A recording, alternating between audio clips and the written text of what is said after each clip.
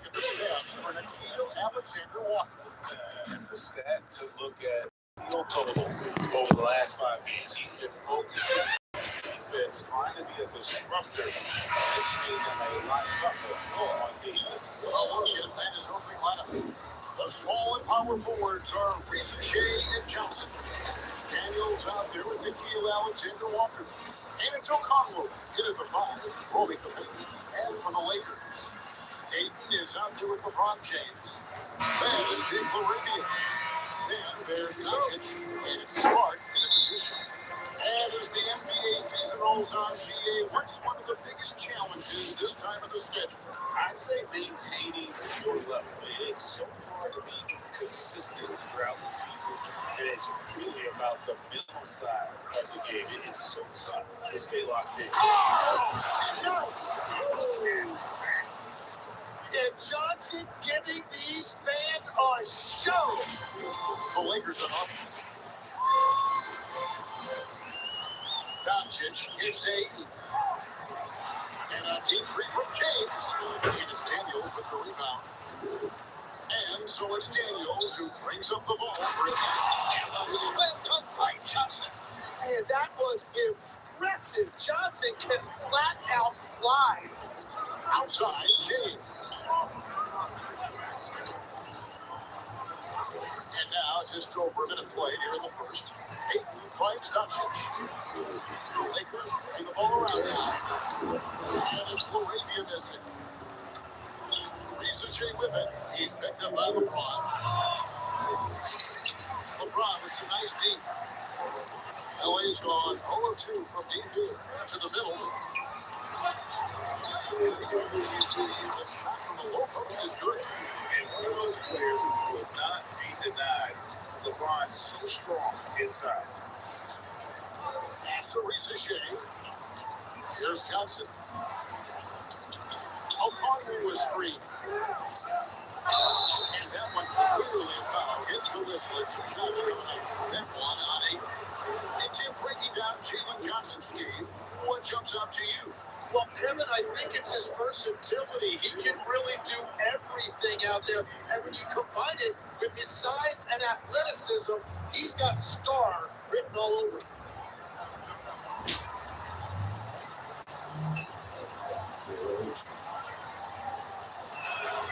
And that one falls for Johnson. And this summer trade, new contracts for LeBron and Luka. And the Lakers have reloaded around their stars. And there are always high expectations when you don the purple and gold, but some tough competition in the West. They will have their work cut out for them. So Johnson hits 2 of them. And GA, the Hawks going young, trying to build a sustainable model for success. Yeah, most of the starters not yet scratching their prime, so there's going to be some growing pains, but they're showing plenty of progress. And there's the call. It's going to be an illegal screen. That's the second foul in the first quarter, and they want to sit him for a while to avoid number 3. The Lakers making a switch here. Hayes is checked in. Hawks are gone 2 or 3 here to start out the game. Pass to Daniel. Now, here's Johnson. Johnson with the screen on Smart. And it's Johnson with the jam. Inflicting some punishment with the 2-hand flush. They're going for the throat. James outside. LaRavia passes to James. Doncic outside. Shot clock at 6. Puts it up. Atlanta with the rebound. They come in fresh off the win against the Warriors. And really showed their depth when they needed it most. On the road, having to manufacture points. In a hostile environment like that, the bench energy can really make a difference for the starters. Back to Reese Shea. Puts up a deep 3. He is rebounded by Doncic. And so Doncic will bring it up to the Lakers. They trail by 6.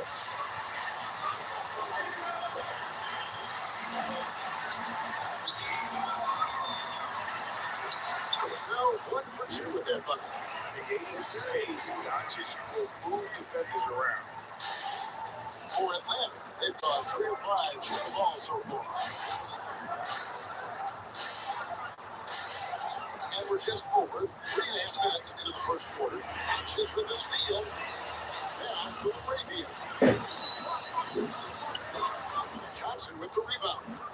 And you know, when you get a piece of that shot, you love the pressure it puts on the shooter. And sometimes that's all you need to do to force that miss.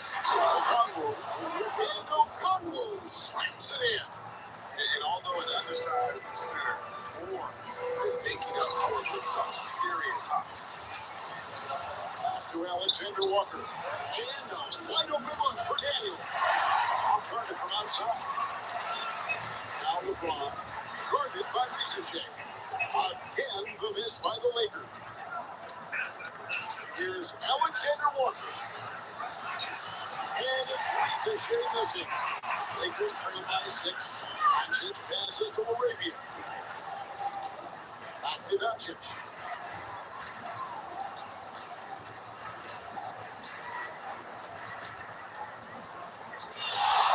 Just 5 on the clock. On target from 13 feet. Doncic has got his second bucket. Nice touch on Lucas mid-range there. The product of a lot of practice time. And that's what's happening. And he's good on the 3-ball. If he gets any daylight out there, he is capable of knocking that shot down. And so J.J. Redick will call a timeout. Coach needs a moment to talk things over.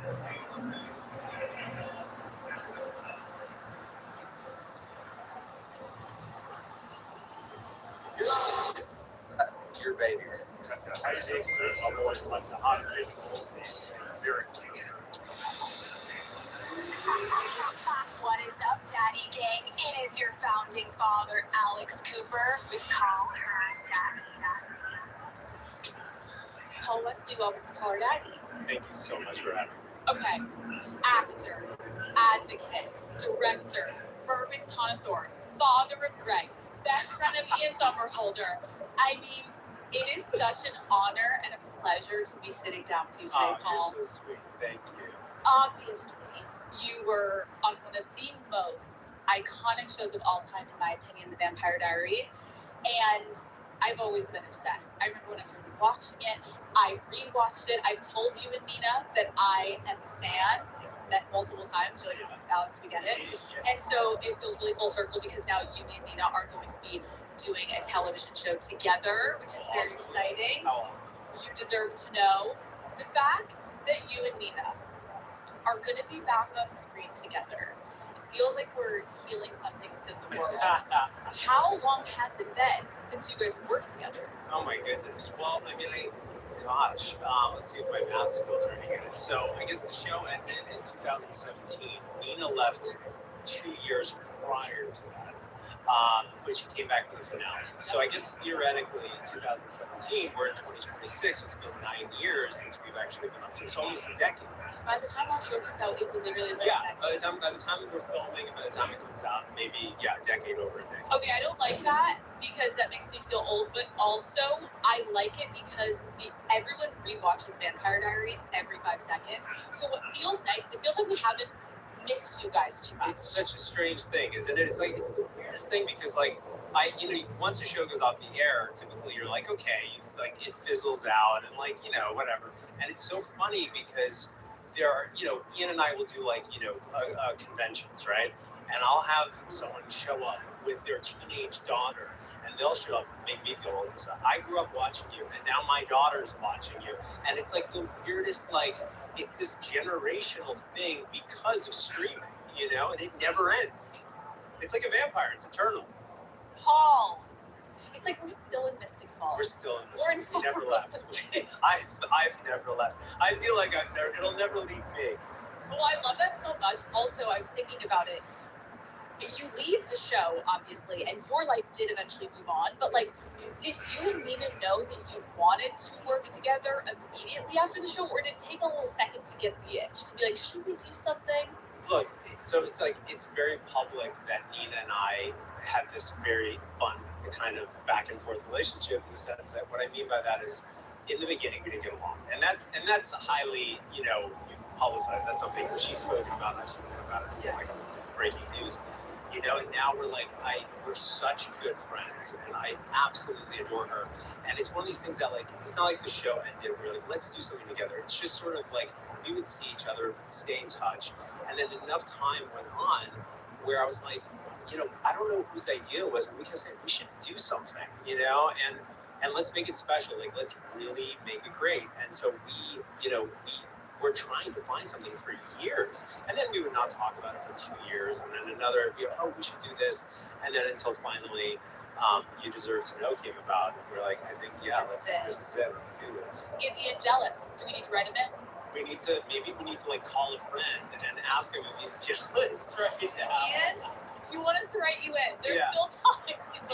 He'll pretend to know, but deep down inside, you know he wants to be written. Yeah. Also, I love, didn't you and Nina didn't you do courtside together at one of the Knicks games? Yes. Like, just seeing it, I think the Vampire Diaries, every time you guys give any of those fans a little something, we get excited. Because, you know, Nina just moved to New York City full time. And I'm in New York. I grew up in Jersey, but I consider myself a New Yorker because that's like a lot cooler. I always say New York, and then people are like, really, where? And I'm like, Jersey. They're like, no, but I've been going to Knicks games for years, and I'm friends with Jalen Brunson. He's a good buddy of mine. And I called Nina. I said, Nina, you gotta go to a Knicks game with me, and I know they would love to have you. Jalen, I'm gonna call him out. I don't care. He's my homie. I love him. He's a huge Vampire Diaries fan. Him and his wife are huge Vampire Diaries fans. So I was like, I gotta bring Nina to a Knicks game because Jalen is gonna love this. Oh. And so, him being a vampire, like everyone's like a huge fan of his, and he's like, Elena, step. So I texted him right before the game. I was like, hey, just so you know, I'm bringing Elena to the to the game, and he's like, no way. And it's so funny because that game was like a blowout. They blew away. I forget who they were playing, but I think they won by like 50 points, which is like unheard of. And I was like, Jalen's doing this for Elena, isn't he? I know he is. That's actually amazing too. Yeah. Okay, in the new show that we're doing, Nina's husband is murdered. Yes. And you are the top suspect. Yeah. That is giving very different vibes from Stelena. Like, it is. Very different. It is. What are you most excited about with this new dynamic? Like, you're not in a romantic relationship. Right. You're more friends on a show. Yeah, I mean, you know, you were there when we were developing, obviously. Yeah. Second producing it. But, you know, I mean, obviously, Aaron Kaplan, one of the EPs, he said, do you guys want to play, you know, romantic partners? And Nina and I talked about it. We kind of like, we feel like there's just like this whole, like the Stefan and Elena thing is so iconic and so perfect. And in a weird way, we don't want to not ruin it, but like have a comparison. You know, we don't want to, you know, like if we were playing a husband and wife or boyfriend and girlfriend, like people would compare that to Stefan and Elena. So we wanted to create a new dynamic so that we offered something new to the fans, but we're still interacting on screen, but it's in a different capacity. I know, and I really respected that because just for everyone watching, trust me, we sat there and we're like, so you're sure that you don't want to be married? And you guys were like, Alex, but I really respect that you guys have so much respect for the craft of like what you built on Vampire Diaries, and I do agree with you in a way that like it would almost be hard to see you two in a couple and not be like Stefan and Elena. Oh wait, no, this is a different show. So I think we did it right. Exactly, I think so as well. But don't worry, everyone. I asked. Yeah. Since the show is called You Deserve to Know, I'm gonna ask you, okay, some stories that we deserve to know, Paul. Okay. The public deserves. Yes, we deserve it, and you're gonna tell us these stories. Okay. Here we go. Tell us about your first kiss. Okay, so, my first like kiss was kind of like, I remember I used to live in this like community in New Jersey where it was like townhouses, but there would be like a public swimming pool. And I was in the public swimming pool, and this girl, I don't even know who she was, she dared me to kiss her underwater. And I was like, let's do this. I had my goggles on. I don't know, maybe I was like 10 or something. And I went down there and we kissed underwater. I still remember her like freckled face kissing me underwater, and none of her parents knew about it. It was really sweet. Not your first kiss being underwater. It was underwater. Paul. With goggles, and maybe even floating. I may have taken off my floaters. Yeah. That's so romantic. Yeah, it was romantic. And then eventually you did it on land. But first eventually on land. And I remember my first on land as well, which was like my first girlfriend ever. Her name's Carolina, shout out.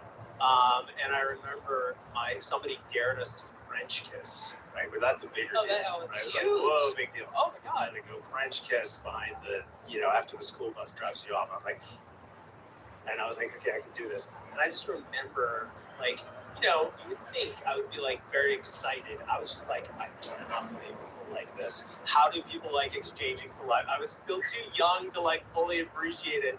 And poor Carolina, because I wasn't hyped about it. Yeah, you're just like putting tongue out and closing your eyes. Yeah, I was just like, your life to God. get through Yeah, I it. was like, let's get through it. Okay, cute. What is a time when you completely misread the vibe, but still shot your shot? Like with a girl? Yeah. Oh man, twice. Yeah, it was twice that I could think of. I remember like the most simplistic one is like I remember being on a date with someone who would go unnamed because she's actually an actress, and this was like obviously way back in the day. I was very single pre-Vampire Diaries, and I just remember like I thought the date went really well, and I was like, I'm gonna go in for a kiss, like a good night, like a good night kiss.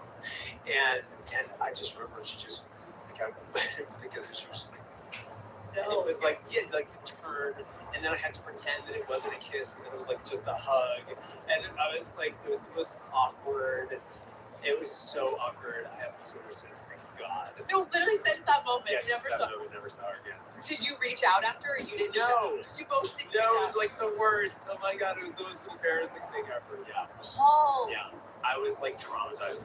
That, and then I remember one time I was in New York. I just remember I was on like a fire escape in New York City, and I was having this conversation with this girl. I was like at a party, and I was just like, and I never do this again, Paul. And if like there's any guys listening, don't do this. I was just like, I looked at her, I was like, can I kiss you? And she just goes, no. Paul. I was like, ooh, okay. Those were like the two times I could think of. What did you do though to recover from that? Did you stay on the fire escape, or are we like?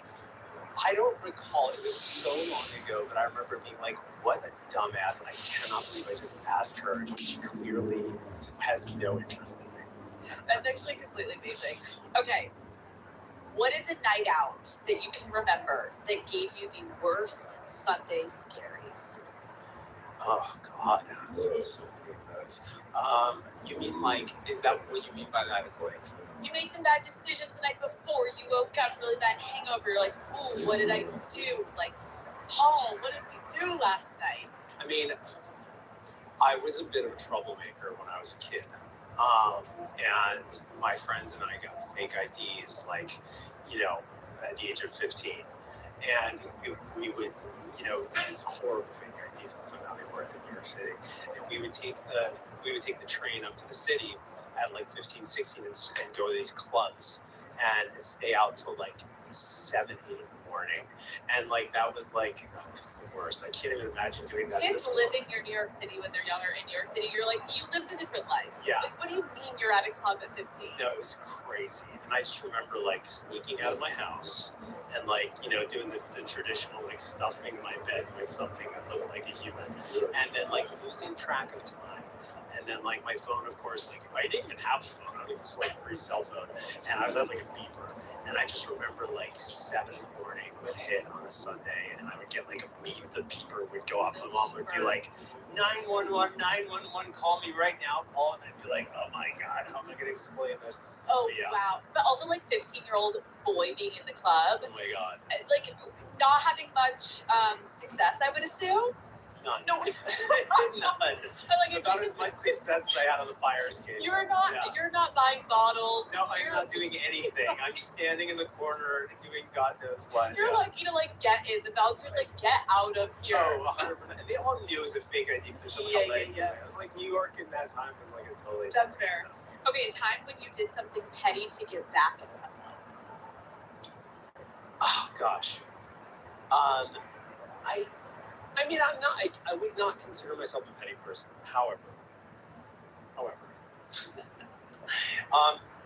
like in high school, I went to 3 different high schools. I wasn't like a cool kid at all, and even in middle school, and it was like, there was definitely like times where I was like, the the town bully, or like the cool kids who were older that didn't want to invite you to the parties, or like, kind of making you feel like, you're not part of the in crowd and all that.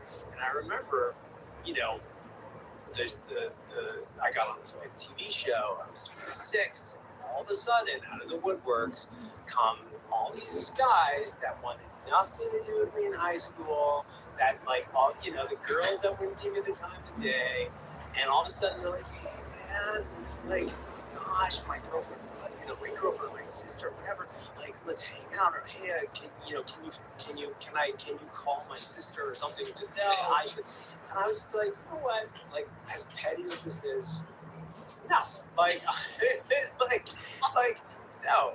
You know what I mean? It just felt like now you want to be friends. You know what I mean? I appreciate, though, when people do that, because you're like, I remember. Okay? Yeah. And I don't think that's fully being petty. That's you being like, oh, I clocked exactly what's happening right now.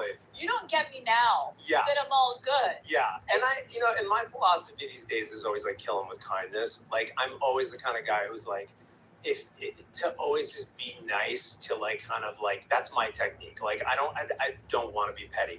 But I do remember when I was in my mid-20s and the show came out, I was like, you know what? I'm going to be petty. I'm going to be a little bit petty. I'm going to, I think we're all backing you on that one. Yeah. What is something you did unexpectedly that went viral on the internet? I mean, I can think of one very big thing that became viral on TikTok, which was when a fan asked me if I liked Madison beer, and I thought that was a type of beer, and I said I've never had that kind of beer before, and I was like, I've never had Madison beer. So that was special. And then as it like kind of spiraled, and then like, how did you handle that moment? I mean, at that point, I was like, do I then apologize to Madison beer? Do I need to like make a public apology? Because she obviously is very famous. She's but I'm just like an idiot. I don't know. And like you're in your own world, Paul. I don't know what's going on. And so it was like, it was very funny because it became this whole thing. Like, I remember, I forget, there was some publication that like frankly, it was during COVID too, so it was less stuff going on, but it was like top 50 pop culture moments of 2019 or whatever the heck it was. And I remember it was like, Paul Wesley thinks Madison beer is a beer, and I was like, that makes the top 50. No. Do you get anxiety when something like that you did is trending, or do you not care? I think it's funny. I don't care. You don't care. Yeah. You don't care. Yeah. Call Her Daddy is brought to you by Haagen-Dazs. Daddy Gang, I think we all deserve a little more me time. Whether it's work, school, or whatever is bringing you down, it's so important to take a second to slow down and treat yourself. And lately, my favorite way to do this is with some rich, smooth, creamy ice cream, and none better than Haagen-Dazs. You guys, you have to try their cherry dark chocolate bar. Let me just tell you something, okay? Picture rich cherry ice cream with some tart cherry ribbons, all covered in a thick layer of dark chocolate. Yes, it's the kind of thing you don't want to just eat, but you like literally experience, okay? Usually I'm the type to just like crush a dessert in 2 seconds, but this, oh girls, I'm taking my time. I'm like, savor every bite. Haagen-Dazs is just one of those things that's meant to be savored. I've literally been eating Haagen-Dazs since I came out of the womb. My entire family has always had it stocked in our fridge. It'd be like, movie night, boom, sit down, get our Haagen-Dazs. And now the cherry dark chocolate bar, it's always in my hand, okay? It is just the perfect sweet treat that I just can't get enough of. It's my go-to treat at the end of a long workday. So take your sweet time, that's Dazs, available at retailers nationwide. When I was preparing for this interview, I discovered something new about you. Oh. I didn't know that your name isn't Paul Wesley. Right. I'm going to try to pronounce it, then you're going to... I can't wait. Okay, hold on. Your first name is Pave. Almost. Okay. And your last name is Vasilevsky. Whoa. Oh! Do you have some like Eastern European descendant? No, I actually put the pronunciation down for myself. Vasilevsky. That's perfect. So what? Okay, wait. You say it. Say your full name. Pavel Vasilevsky. Pavo. Pavel. Pavo. Oh. Oh. Oh. Oh. Wait. That sounds too Philly. Hold on. Let me try that again. Say it again. Pavel Pavo. Vasilevsky. Vasilevsky. Amazing. Oh. Look at you. Okay. What You want to play an Eastern European on You Deserve to Know? Like, you want to play a Polish, like, murder suspect? Like, because I think you could do this. Honestly, maybe. Yeah. How did we get here? How did you get from that to Paul Wesley? So my mom, so my parents were both from Warsaw, and they immigrated to this country. My older sister was born there, from Warsaw, Poland, and I was the first of the family to be born in the United States. And growing up, we didn't speak any English, my parents didn't speak English well, and we spoke Polish at home primarily. So my mom always called me Paweł, and Wasilewski is my name, but in school, it was Paul Wasilewski, because that's how the Americans would pronounce it, which, you know, whatever, phonetically, I guess that's like, or whatever, if you read it, that's, so it was like my whole life, it was Paul Wasilewski. And I'm like, it's really like Wasilewski doesn't like speak to me. Do you know what I mean? Like, that's not who I am. So I tried to like correct people and be like, no, it's Wasilewski, and be like, no. And I started acting, and then I got my first few TV shows, and it was like always this huge drama to pronounce my name. And I just said, you know what? If they're gonna call me Paul Wasilewski, I might as well just change it. You know what I mean? So I didn't change it legally. I remember thinking I want my last name to start with a W, and I wanted to end with an E sound, because like my real name, Yep. Wasilewski, Wasilewski. So I just literally started writing down random like last names that could work, and I somehow stumbled upon Wesley, and I was like, I like the ring, I like the sound of that, and I just came up with it. It was as simple as that. It's like totally arbitrary. Wait, what did your parents think about you changing your name? I remember asking my grandfather, who on my mom's side, so technically that wasn't his name. But I remember being like, dude, and he's like, go for it, absolutely, change it. Like, duh, of course you should change it. My dad was a little bit like, I'm not so sure, but then they kind of like came around to it, and I didn't change it legally. Yeah, legally I'm still, Oh. Wasilewski. Yeah. Okay, so your parents can be really happy about that. Exactly. Okay, that's good. It's just my stage name. From New Jersey, Yes. not New York. Good Right. to clarify. Your parents immigrating from Poland. Yeah. Can you paint the picture of what your house was like growing up? Like, put us right in there, Paul. What are we experiencing in this home? I had a great childhood. You know, my parents are, they're wonderful. And they, you know, what's great is I grew up in the proximity, 45 minutes south of Manhattan. And so it was always like Manhattan was this kind of like, oh my gosh, this is like the place, right? Like you always, like I was so enamored, like I really wanted to end up somehow in Manhattan. And I remember I was playing ice hockey my whole life, and my parents they're pretty smart people. Like my dad went to Columbia, he's a computer engineer. My mom's has a master's in psychology. My sister's a lawyer. They're all pretty like highly educated. And so I just never fit into that mold. I always wanted to do something different. And I started doing theater and all this. And my parents were so great because they put me in acting classes, and they were like, you know, they wanted me to like just be happy. And so I started doing these acting classes in Manhattan, and somehow an agent saw me and was like, hey, do you want to audition for stuff? And I was like, sure. And that's how I ended up in Manhattan. I got a TV show at 16. I started making my own money, and I got my own apartment in the city. But so I guess in answering your question, like I credit them with giving me the kind of like flexibility and like allowing me to pursue my dreams, and being really like, they wanted me to be happy. They weren't like, you have to go to, you know, they wanted me to get good grades, but they were like, more important is for you to be passionate about what you do. And so I feel like I was able to do what I love to do and to have this career in film and television because they were supportive. Well, that's incredible, because I feel like so many people don't have that experience, so it feels like you have to rebel, but to have actually supportive parents, Yes. It must have felt so safe for you to Yeah. explore your passions. Absolutely. Being close to New York, though, Mm-hmm. obviously there's so many different cultures that come in and out of New York in a beautiful way, but like you were in New Jersey. Yeah. So and close Jersey Shore, right? Yeah, it's 20 minutes. You're like, please. Come on. Come on now. Calm down, Alex. But if I showed you some photos of me, you'd be like, for sure that guy could have been on the Jersey Shore. Yeah. You remember the Jersey Shore, obviously, right? Paul. Yeah. Oh my God. So I've never seen the Jersey Shore. What? But there's a funny story to tell you. So I used to do the whole Jersey Shore thing. I had a house in Belmar, and my friends and I used to like lift weights, and you know, like it was like, you know, gym tan laundry and all the kind of like Belmar. literally wax our eyebrows and like, you know, walk around like this in our tank tops. Anyway, it was like so pathetic. And I remember like I was in my 20s and I was doing like something for the Vampire Diaries, and somehow they were like, oh, the cast of the Jersey Shore is here. And I was like, oh, cool. I don't know. I've never seen it. And the guy who plays the Situation. I love you say the guy who plays the Situation. Is he That's the his situ- real oh, that's- life. Yeah. Like the Situation. Yeah. Okay, so that guy comes up and he's like, hey, Paul. And I was like, hey. And he's like, we used to hang out on the Jersey Shore. And I was like, we did? And he's like, yeah. And I asked a few friends of mine, like, yeah, he used to hang out with us. We used to like go out with the Jersey Shore.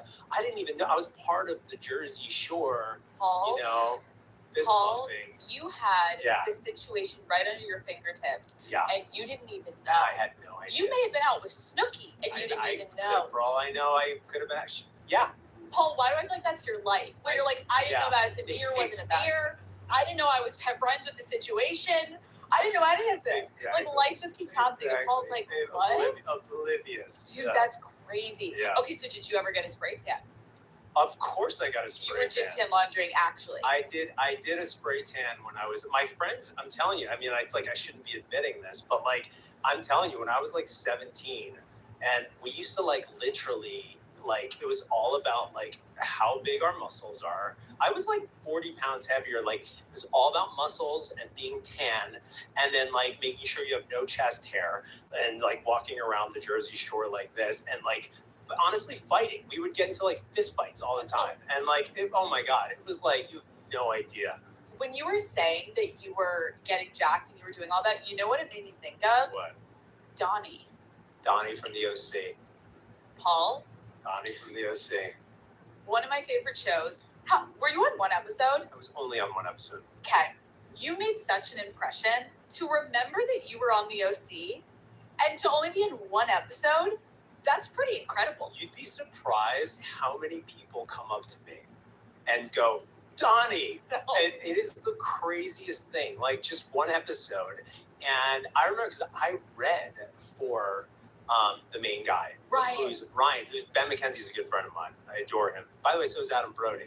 And I just met them on when I was doing Donnie, when I was playing Donnie. But anyway, when I was doing Donnie. No. And I remember I read for Ryan. I didn't get it. I was very devastated. And they called me like, how about Donnie? You're more of a Donnie. And I was like, sure, I'll play Donnie. And Then I just played myself, basically. No. Oh, it came so, because that was like, yeah. you were in Chino with Ryan or something, and you guys like, or like, whatever, you were there. You were like the scary guy. Oh, yeah. I shot somebody. I shot the blonde guy. I was like, yeah, bitch. You shot Luke. I shot Luke. Thank you. You fully shot I Luke. shot Luke. You came into the party. Yeah. You had the gun. I had a gun. Oh my God. Cut the clip with good old Paul. Yeah, roll the clip with Donnie. Bring it back. I remember, I think you had like a thick armband. Oh, yeah, armband. Oh, my God. Oh, you were so Donnie. I was so Jersey. I was easy so to play. It felt organic. 100%. Didn't have to study for that role at all. So you eventually get into acting. Right.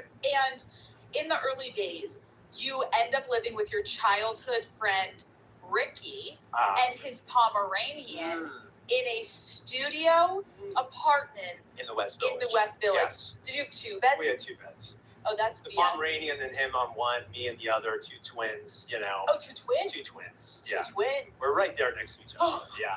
Oh, like a Yeah. little nightstand in Yeah. between. And by the way, this is like, yeah, exactly, literally. And this is back when like we were like wearing tank tops and like, you know, and Still you know. feeling yourself. Oh yeah, still feeling ourselves. So everyone was like, welcome to the neighborhood. And Ricky West Village. In West Village. What were you three getting up to around that time? God no. By the way, I love that you said you three, You including three. the Pomeranian. Yeah, like the Pomeranian was clubbing with us. No, it was like I was on a soap opera with Brittany Snow. Oh, Who love was like, her. yeah, it was. I think she did the Yes, show. yes, I love adore her She's so one of much. my dear friends. I She's adore the her. best. She's the best. So Brittany and I played boyfriend and girlfriend on a show called The Guiding Light. I was like 16 years old, making a bunch of cash. I was like, Ricky, I'm gonna get an apartment in the West Village, and he's like, great. Is that how you I would was talk? Great. Yeah, pretty much. Okay. Something like that. There was a little accent yeah. there. It was giving a little New It was York. giving a little like Sopranos. Yeah. No, I used to have a thick Jersey accent, but anyway. And then I was just like, let's just like and it was just like the best time of my life, you know. It was like fake IDs and just partying and doing this soap opera. And like, frankly, like that's where I like kind of learned how to. I remember when I first got on the soap opera, I was so uncomfortable, and like the soap opera taught me how to like work with the camera and like be more relaxed, and like it was an amazing training ground, and so many great actors came from that. But like Brittany's Of course. amazing. Want to hear something funny? I'm going to call out Brittany. She said this story, so it doesn't really matter. Yeah, give it to us. It's really funny. It's Brittany's. I wonder if Brittany. She said this story, so it's fine. So we were on set, and like, I'm like 16, 17. So like, whatever. I had like, done a bunch of, I had a girlfriend. I'd kissed with girls before. And Brittany and I had our first kiss scene. And I was like, cool, no big deal, like whatever. Because we were playing boyfriend girlfriend. And Brittany was younger than I was. And we did the kiss scene, and I'm like, okay, like that was fine, like that went well. And I remember afterwards, her mom comes up and he goes, just so you know, that was her first kiss ever. And I was like, what? I didn't know that. And like to this day, That's so cute. yeah, it's so sweet. Like to this day, like Brittany's first kiss is the kiss on camera with me. It was really sweet. Oh, you're a good guy. I feel like that you probably made it just like so sweet and like chill for her. Yeah. Wait, that's cute. It was really sweet. Now we're really good friends. Yeah, it was really and to see just how both like successful you've been in your own right, and to think about you like little youngins. Yeah, and like it was imagining Brittany also being probably so nervous. Oh my God, I can imagine. Yeah. Oh my God, it's actually probably good that you didn't know until after. Yeah, exactly. That's really sweet. Yeah. Okay, so what would you and Ricky do though? If you had like a girl that you wanted to bring back, and we got the twin beds, Paul, like what are we doing? Oh my gosh. Like what happened? What did happen? You're like, Ricky? Yeah, no, it was, let me get back to you on that one. I don't remember. I plead the fifth. No, I don't know. I think we probably. You figured it I'd out. be like, Ricky, go take a walk. Get out of here. But you can leave the Pomeranian. Yeah, leave the Pomeranian, doesn't care. Okay, fair. Yeah. So you and Ricky had your stint. You did your thing. Yeah. Then there's been another bromance in your life. With none other than your Vampire Diaries co-star. Holder. Ian Somerhalder. Smolder. Is that what we call him? I call him the Smolder Holder.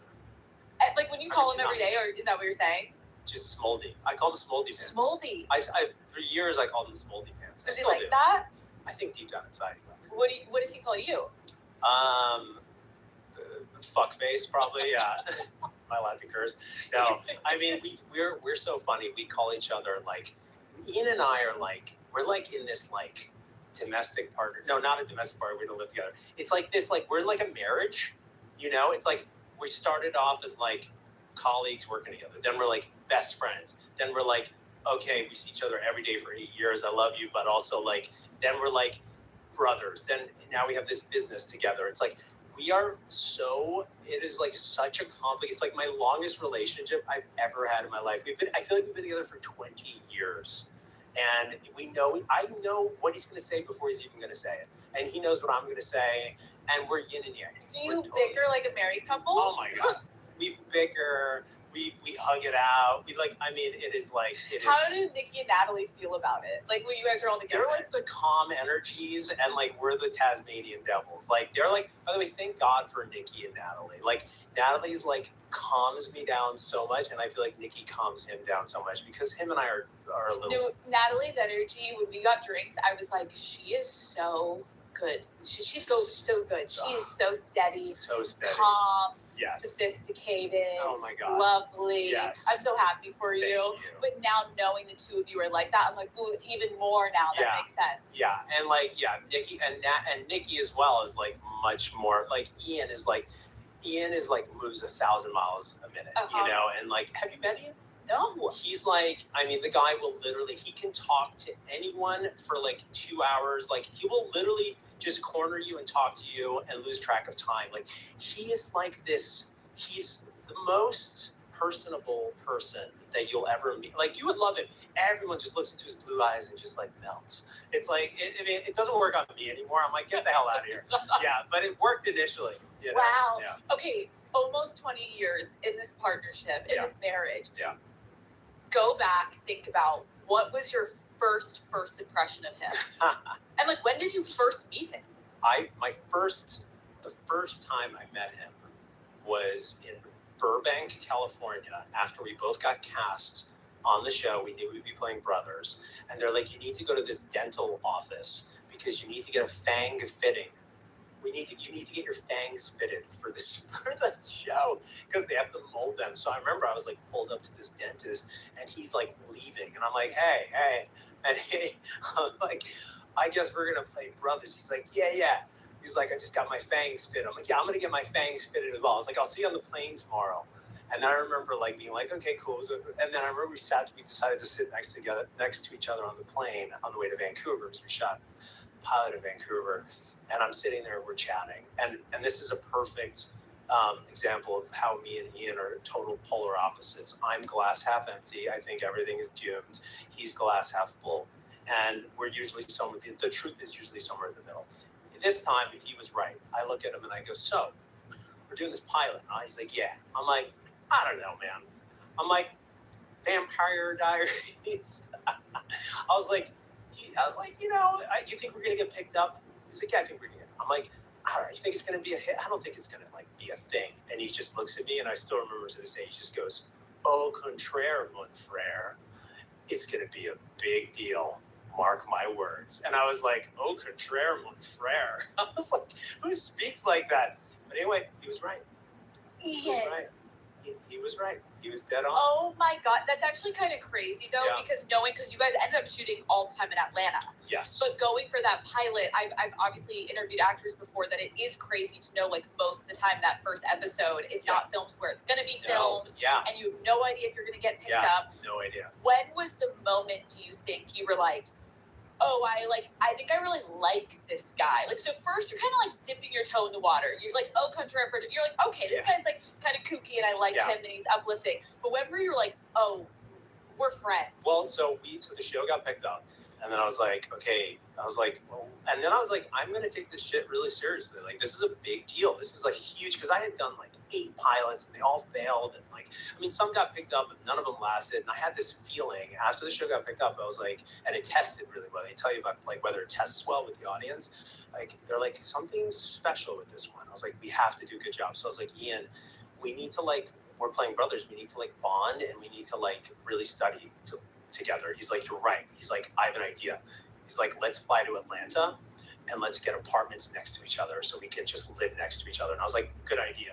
So I remember to this day, we literally get to the airport and I pull up, I'm wearing these light blue jeans, a black leather belt, a white Hanes shirt, black Ray-Bans and cowboy boots, these like fry boots.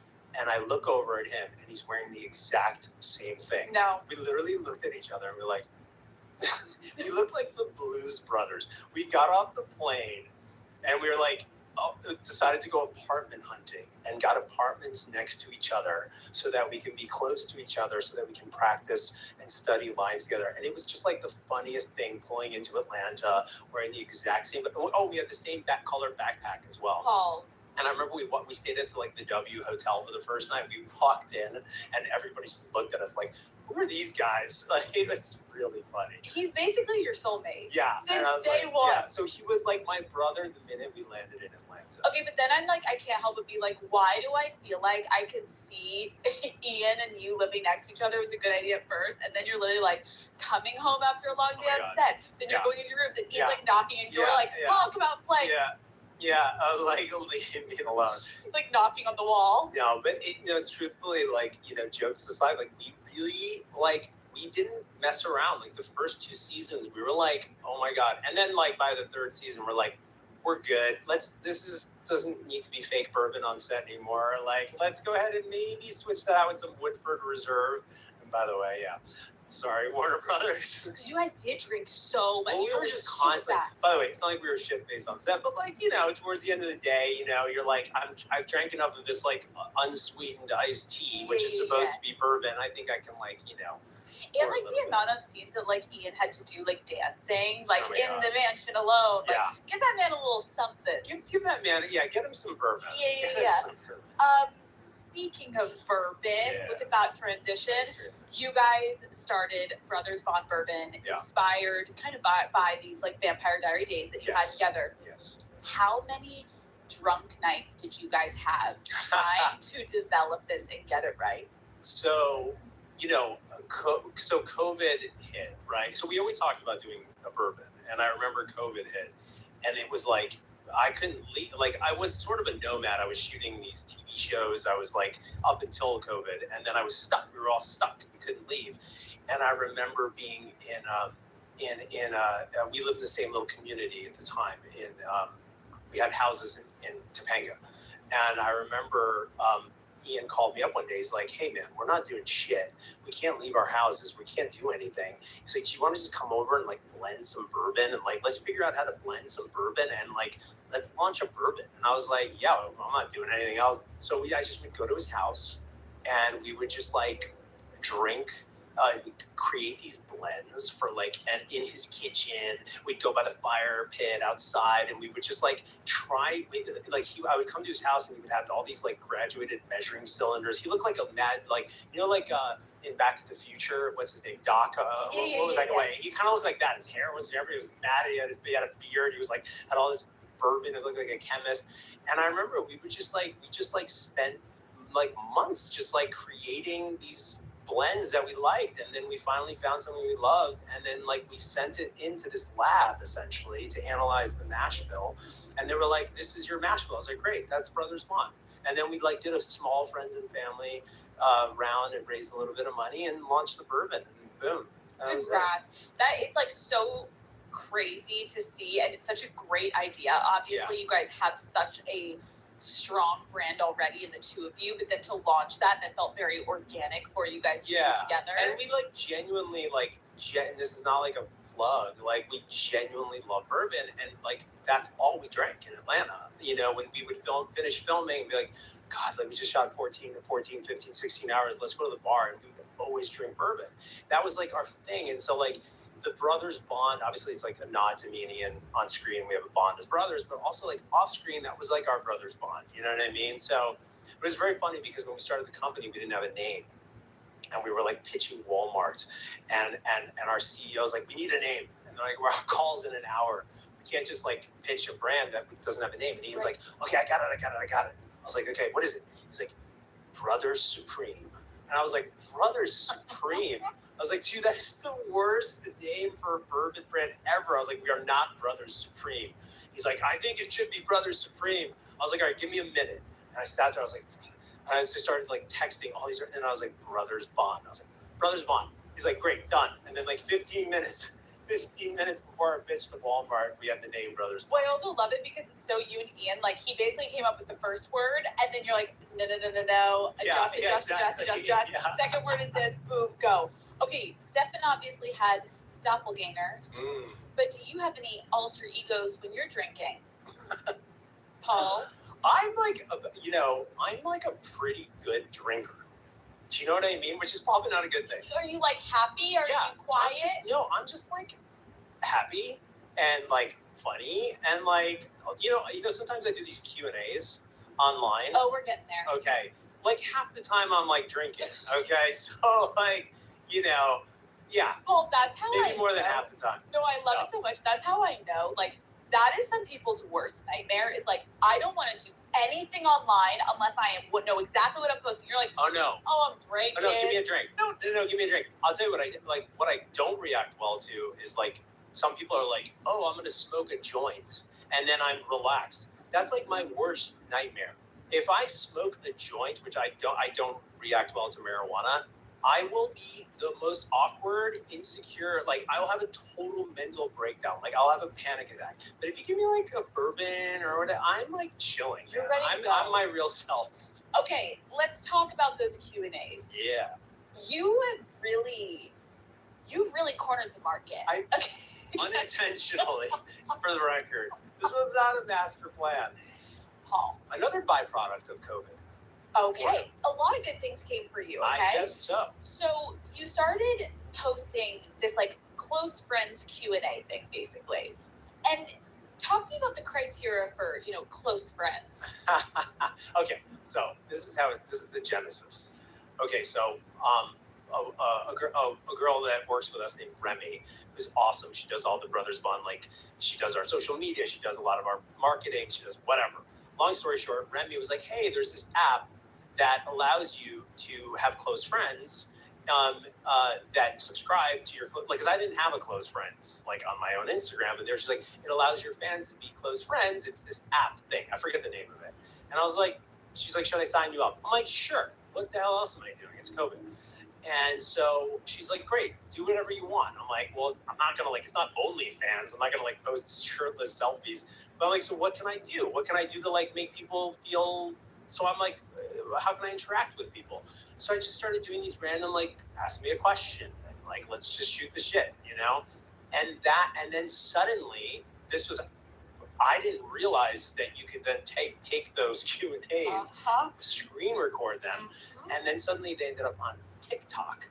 And by the way, unbeknownst to me, so suddenly I'm all over TikTok with these Q&As, and that is how this whole thing happens. It is the through line of this is Paul Wesley has no idea I have no idea what the fuck is going on. This whole interview, Yeah, you're like, by the way, and then somehow this thing called TikTok. I know. It sounds like it's this premeditated. I promise you, it's not. all just No, I believe you. Yeah. You can tell. Yeah. Okay, so we're gonna make Daddy Gang feel like close friends of yours today. All right, let's do it. We're gonna do a little Q&A. Okay. And you're gonna get in the headspace of your phone's in front of you, Yeah. you've had a little bourbon, Yeah. and you're just gonna answer from the heart.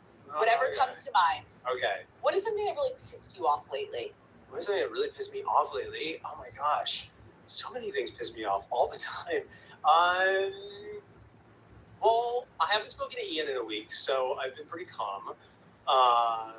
Zen, more than usual. No, I mean, listen, I love Ian, but he will drive me crazy because he is, he's too positive. He's too glass half full, and I need some negativity in my life. So I would say Ian. The answer is Ian. Why haven't you spoken to him in a week? I don't have been busy. Yeah. I gotta call him. Please call him. We'll call him. Yeah, we'll call him. Call him now. Should we call him? Yeah, just tell him say hi. Come on, Ian. All right, let's see if he picks. By the way, he never picks up the phone. Let's just see, maybe. Do I even have him? I don't even have him in my favorites. That just goes to show you. I think you're saying in my phone. No, I have him in my Do phone. you have him in as Ian Summerholder? Oh my God, you're gonna laugh. I have him. I make fun of Ian's fedoras, his giant hats. Of course. I have a giant, exaggerated fedora as his profile photo. He won't pick up. This is gonna piss me off. If you ask me what pissed me off, this is what's gonna piss me off. I'm in the middle of something. Never picks up. I feel like he would pick up. I feel like that's his personality. Ian, come on, pick up the I feel phone. like you're the one that wouldn't pick up. I'm the one. I definitely. Your call has been forwarded to voicemail. Are you kidding me? This is what pisses me off. Ian! Oh, wow. Okay, so he doesn't answer your calls often. No, he does. He's just, what? Ian's the kind of guy that, he's, literally will, put his phone down and corner someone for, 3 hours, and then no one can get a hold of him, and we're all just yeah. He's in one of those calls. He's very focused on what he's doing, which is probably a good thing. He's not a multitasker. Got it. Okay, good. Call Her Daddy is brought to you by Uncrustables. Daddy Gang, let me set the scene for you. It is 6 o'clock. You just got home after a really long day from work. You are exhausted. You are starving. And the absolute last thing that you want to do is cook. All you want is something easy, delicious, satisfying, like an Uncrustables sandwich. There's just one problem. Oh no, it's frozen. Now you're sitting in your kitchen negotiating with the sandwich. Do I wait? Do I microwave it? Absolutely not. Do I sit on it for a few minutes? I've thought that before, okay? Maybe. Listen, we've all made questionable decisions when we are hungry, but Daddy Gang, we don't have to live like this anymore. You can now keep Uncrustables sandwiches in your fridge so they're ready to eat the second the craving hits. My mom always kept Uncrustables in our house growing up, and I remember every day after school, after soccer practice, I would just grab one. They were my go-to snack then. And still, they are honestly, today, still my go-to snack. So next time you're staring into the fridge wondering, what should I eat? Make sure there's an Uncrustable sandwich waiting there for you. Find them in the freezer aisle today. Okay, what is something that gives your fiance Natalie the ick about you? I refuse to go to bed unless I have a humidifier and a sound machine. Oh wow, So I have to travel with a humidifier and sound machine. you're high maintenance. I like good sleep. Sleep's important to me. Sleep's important Do to you me. do the mouth tape? No mouth tape. Eye cover? Eye cover. Earplugs? Sometimes. Oh, you're strapped in. I'm strapped in. Natalie's like, I'm not feeling turned on right now. She's like, I look over at you. You have a mouth guard, a sleep mask, a white noise machine, and a humidifier blowing in our faces. She's like, Paul, can you chill? Just tone it down. And you just relax. Okay, this is a good visual to have. Yeah, or not. Yeah. Okay, what is the craziest thing a fan has sent you? I mean, I have a crazy story. I don't know if this is something that they've sent me, but one time I came home. I was living at the time in the Hollywood Hills, and I came home from this is kind of weird. This is actually kind of creepy. I came home from something. It was like the middle of the night, and I remember at 11 p.m. I pull up, and I don't live in this house anymore, so it's okay. But I pull up to the driveway, and all of a sudden I see like 9 suitcases in my driveway. Okay. And those it was the weirdest thing. Back in the day when women would go to the hairstylist and they had those bowls. Oh, yeah. What do they call them for like a perm bowl. Like a perm bowl. Yes, it was a perm bowl. I was in your driveway? In my driveway. I was like, why is there a perm bowl in my driveway? I was like, what is going on? And there was a fan there, and she goes, hey, and I was like, can I help you? And she's like, we've been emailing. You told me I can move in. By the way, I swear to God. Aww. And I was like, what are you talking about? She was emailing with someone who thought she was pretending to be you. Was pretending to me and said that she could move into my home, and she brought the perm bowl. I was gonna say, I don't know what's weirder, that she was ready to move in. Not weird at all. The perm bowl was the thing that weirded me out. The luggage, I was like, whatever, it's fine, we can deal with this. The perm bowl, I was like, why does that have to come with it? I love also that we're going in a perm bowl. Yeah, or whatever. It's a dryer that is when you're getting a perm bowl. Well, so what did you do? I said, look, it's not me. I haven't been emailed. First of all, I was like, how do you know where I live? And she's like, what do you mean everyone knows? I was like, everyone knows. I was like, what are you talking about? So that was, Yeah, that's weird. That was weird. I also heard someone sent you a big box of sausages. Oh, yeah. Someone did send me a big box of sausages. Thanks for reminding me. But yeah, no, I did get sausages. And what did you take from that? I didn't eat the sausages. Okay. Yeah, I don't know if it was innuendo, if it was just, maybe it's because I'm Polish. Yeah, we'll go with that. It will make you feel better if that was it. It was because of the kielbasa. Yeah. Maybe they were meant for Ian. So for they were like, get this to Ian. I was like, no worries, I'll get that over to him. Love Island, have you watched? I've never seen Love Island. So do you not know what the clam slam? I have no idea what the hell you're talking about. That is the weirdest thing I've ever heard in my life. If you had to think about all right, a clam slam. What? I don't even know where to start. Okay. Walk me through this. This is your new Madison beer. Okay. So everyone in the world is talking about the clam slam. Clearly not everyone in the world. But you know nothing, Paul. Okay. True. It's the clam slam that was heard around the world, basically. Okay. So there's this woman, Kenzie, and on Love Island. Yeah. She could just be mid-conversation with you, and then she just drops to the ground and she does a split. I'm seeing your face. Oh my God, I'm laughing so hard. Bull. Oh my it's just God. a quick little 1-2 boom to the ground. Snorted. And she, what? I mean, this is so to the out point, of left field. I don't even know. But I just didn't know. Maybe you, Jersey. I don't know. Do you know what?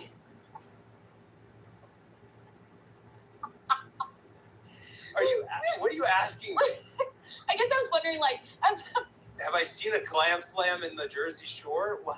Have you ever seen a clam slam in real life? I have never. I didn't even know. I don't even know what to say. I'm first time in my life. I'm at a loss for words. I have not laughed this hard in an interview in so long. No. Okay, so you've never witnessed a clam slam? No. No. It's Okay, just okay, in okay. my mind now. No, this is good. This is good because the Love Island fans are gonna love that. But we're moving on. Please.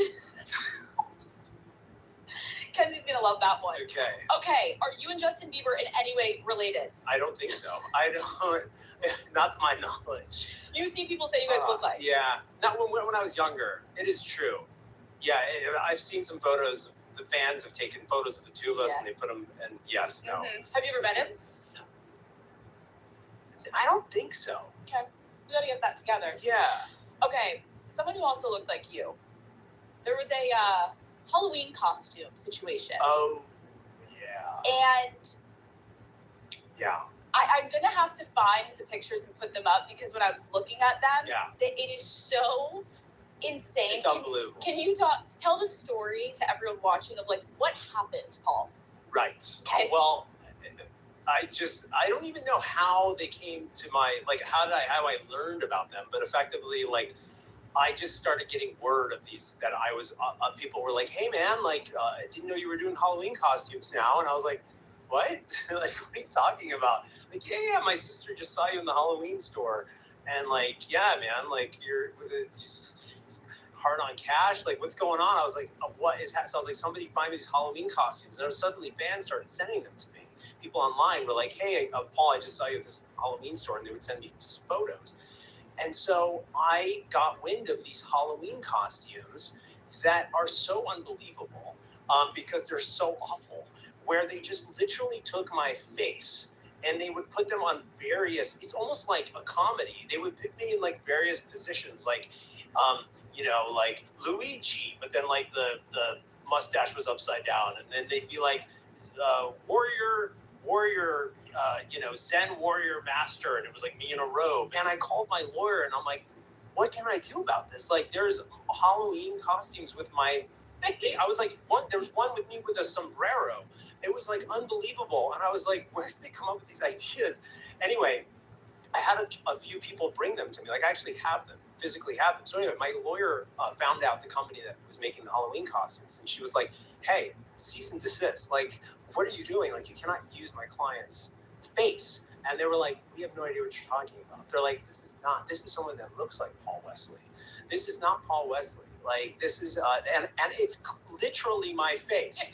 And I'm like, what do we do? She's like, it's a company out of like, the company's based in China. Like, we don't know how to get them. We don't know what to do. So to my knowledge, they're still producing these Halloween costumes. Oh, Paul Wesley's still out there. He's out there, like, and I'm just like G.I. Joe, and there's always a new one. There's like Doctor, and then it's like, but then it's like my hands are huge, but then I have these like short legs. It's like the weirdest. It's like they're like the worst Halloween costumes ever. And so you just keep seeing like every Halloween. There's like a new. I'm playing it. It's like cosplay. Like I'm playing a new character. Oh my god! And so you have no compensation for this. No compensation. By the way, I should be getting tons of compensation. The sales are through the roof. Through the roof. Okay. That's really weird. Yeah. Can you? This is a really big question. Yeah. So I need you to lock in. Okay. Can you I'm still thrown off from the clam slam, but I'm still recovering, by the way. Like, I'm frazzled. Well, I started sweating. I was laughing so hard. Yeah, me too. I snorted. I don't snort. The clam slam will go down. You know what the clam slam? Yeah, it this will. Is a perfect transition. Literally. This is a good transition from the clam slam. Okay. It's kind of same caliber. Okay. What? Lock in. Okay. Can you define Steph-ossy? I gotta lock in. Yep, that's what I said. Take your time. I gotta take my time with You need this. a water break. Whatever you gotta do. It's a bit of an enigma. It really is. I was doing the Q&A, as you know, the infamous Q&A, and one of the questions, someone called me a Steph-ossy, and I was like, I am going to answer that question. I think they said, "Are you a Steph-ossy?" or something like that, and I was like, I'm going to answer it because I could choose the questions, so I willingly chose that question. I was like, I think this is a good idea. This is a good one to answer. And I was like, And I don't remember. I somehow was like, yeah, I guess I am a step pussy. And somehow this became the greatest. Like now, when I walk down the street, I swear to God, people aren't like, "Hey, Paul," or like, "Hey, Stefan from the Vampire Diaries," or whatever any other thing. They're just like, "What's up, Steph Pussy?" So now, for the rest of my life, I am a Steph Pussy because someone asked me if I was a Steph Pussy on my Q&A. Paul, So Paul, if you want, you tell me what a Steph Pussy is. I have no idea. Nor do I. I can't even. Like we kind of maybe understand what it is. It's yeah. It's almost better to not define it. It's almost better to not define it because it could be whatever it is for anyone. And we can't put it in a box. Exactly. We can't put it in a box. Yeah. Wow. Yeah. And by the way, I keep waiting for it to fade. I'm like, surely in time, I will no longer be Steph Pussy. You're on Call Her Daddy, and we got Steph Pussy questions. Oh, no, it's been years. Yeah. It will not leave me. But you did it to yourself. I did it to myself. You almost wonder, who was that person? And are they pissed that they are not getting the credit? The credit. Come forward. And how do you prove? How do you prove? Who came up with Steph Pussy? Some genius. Who knows? We're going to circle back to that. We will. I have a question. Yes. Even though obviously you touched on this way earlier, but I still have to ask. When you and Nina started Vampire Diaries and you were like, we hate each other, when you look back, how did you two come together and make it look so good on camera? Because I'm like... Just for the record, it's not that it was like we immediately were like, I hate you. It wasn't like that. Yeah. We were like actually great. And then it was just like we would have these like, it slowly, it was like, first of all, we were all in our 20s. I will take a lot of responsibility because I was a bit of a curmudgeon. I was like a bit of a grumpy pain in the ass. I was like taking my acting seriously. Yeah, I heard you were a little intense. No phones on set. Like I was a little bit intense. And then, everyone else was like a little bit more chill. And so I think I'm going to take a lot of responsibility for being a bit of a pain in the ass. Okay. All right. So that's number one. And so, but we were both professional. And we both knew, and the work mattered to us, regardless. So we would like butt heads on set, but then the minute the cameras rolled, it was like we knew we wanted to make it magical. And like some actors just, you can be like, have two really good actors and the chemistry isn't there for whatever reason. Nina and I had this chemistry, and I remember when I was.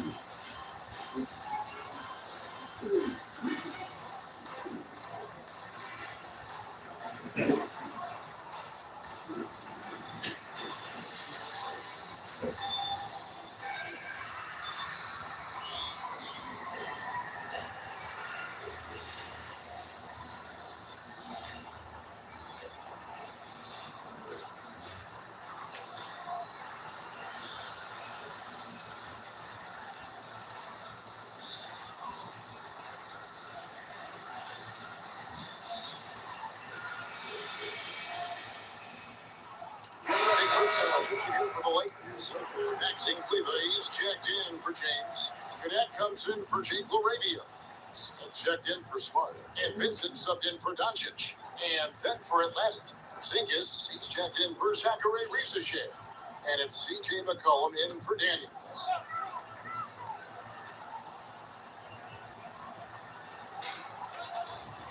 Pass to Hayes. Nice passing here by Los Angeles.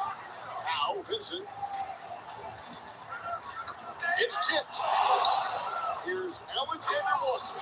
Only if you don't take care of the ball. fellas. That's what can happen. Absolutely, Greg. That makes the turnover even more painful. All it takes is a half second of carelessness, and someone will be rocking the rim going the other way. Vincent's shot is good.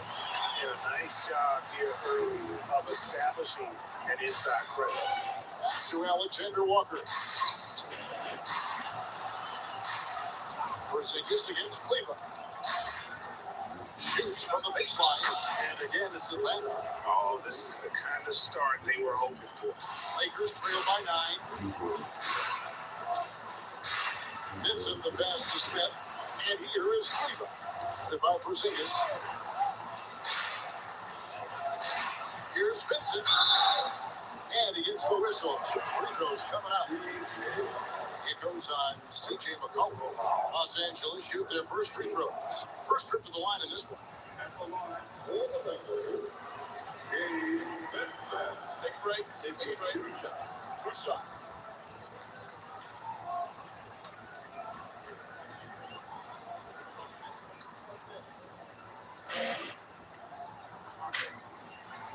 First free throw is good. Even after pivoting towards their youth, GA the Hawks last season had an improved record.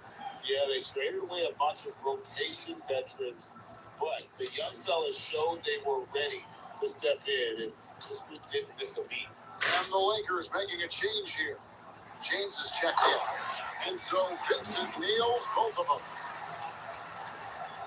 They time it right, they can end this quarter with a 2 for 1. And that's how you want to end the quarter. To Kanon.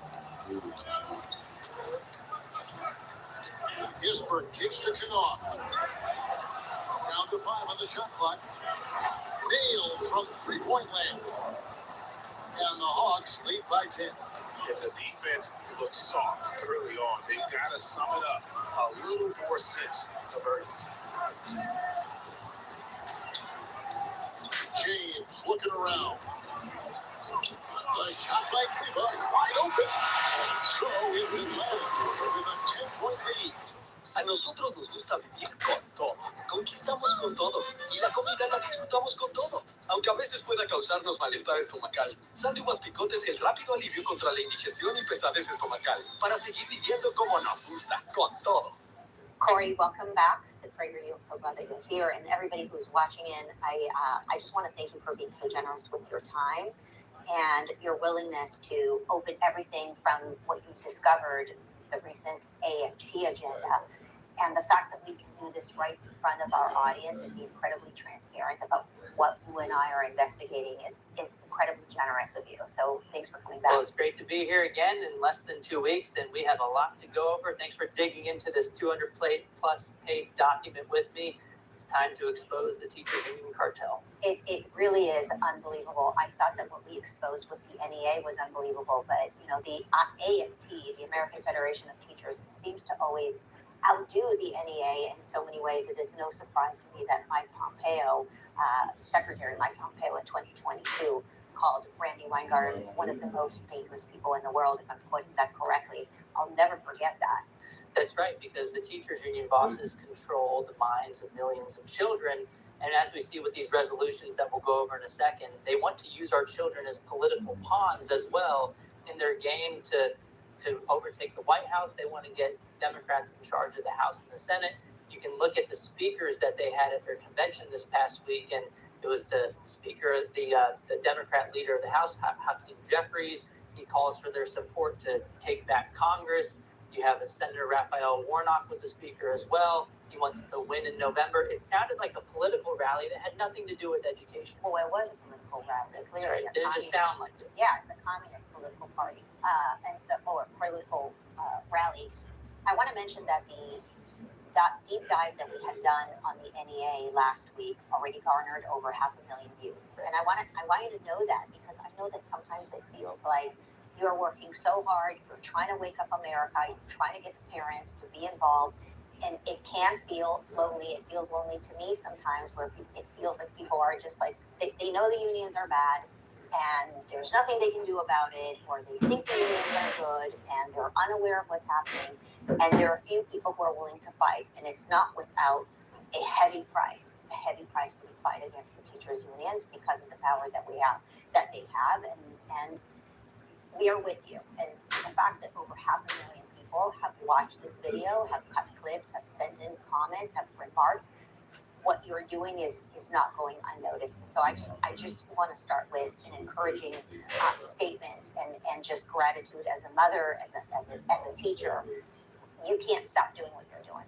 Well, we're a dynamic duo, Marissa. You caught a lot of the resolutions that I had initially missed, and it's probably been watched over 500,000 times already, because this is a lot of crap to sift through, and it's painful for parents to have to go through this stuff, because they're reading through this, and if they're sending their kids to the public school system, it becomes a really sharp realization, and a tragic one, that my child is being indoctrinated by this kind of stuff. And no one wants to, let's be real, watch the entire political speech by Randy Weingarten, where I did a control F, and she said Trump 18 times, she said power about 18 times, and just goes to show you the title of her speech was about power. They want to use the number of members that they have and the funding that they have that ultimately comes from taxpayers to put that money into Democrat campaign coffers to try to overtake the elections in November 2026. They're not shy about it. They passed a resolution to mobilize voters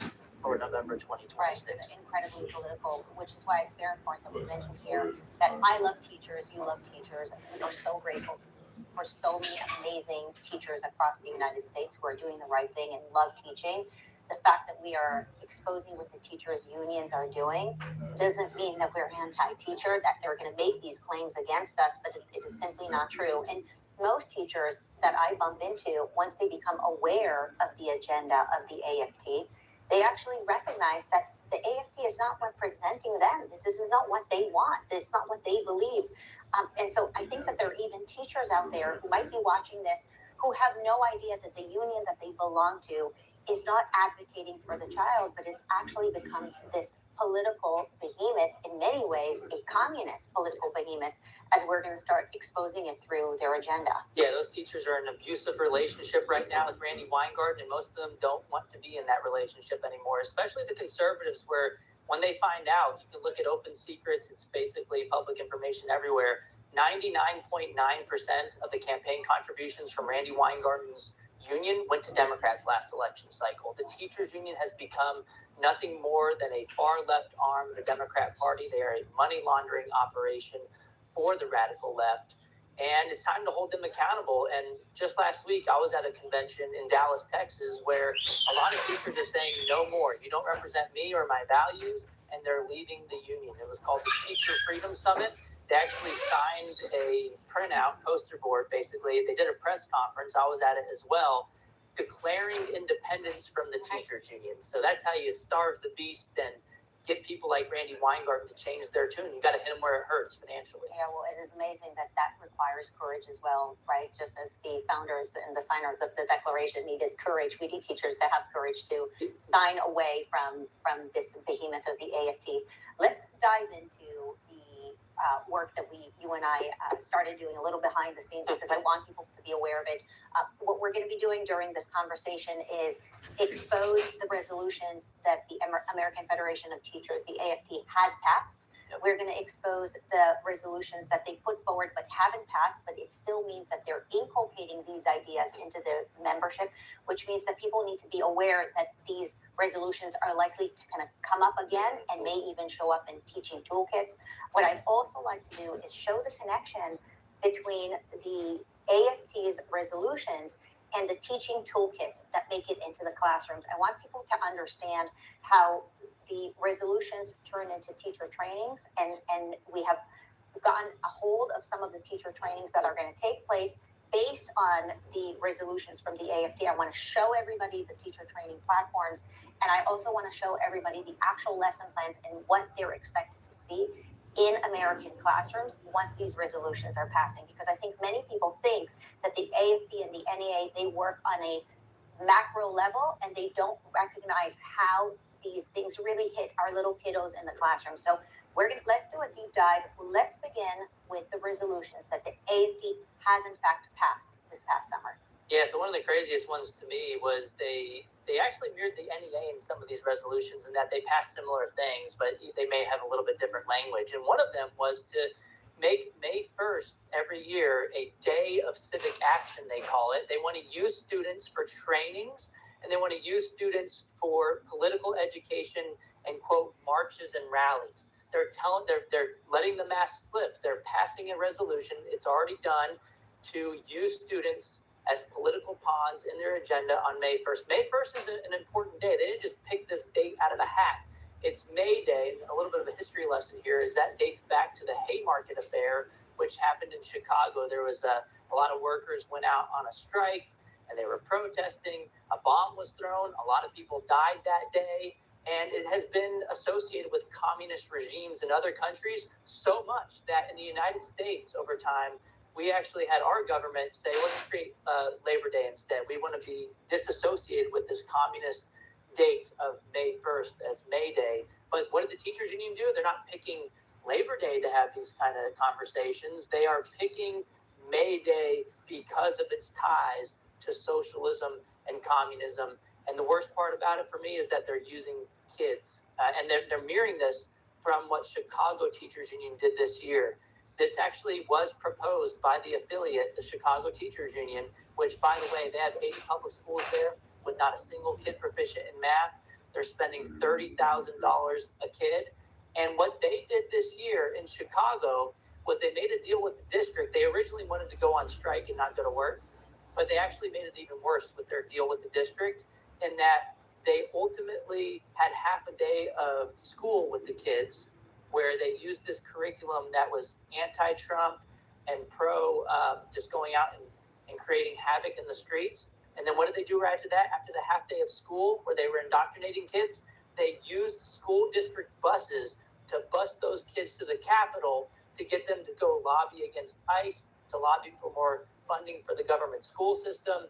And they literally used children as political pawns. So this specific resolution, May Day, as they call it, Day of Civic Action, has in fact passed. And so when you bring up the Chicago School District, I have right here the toolkit. So I want parents to understand how this works.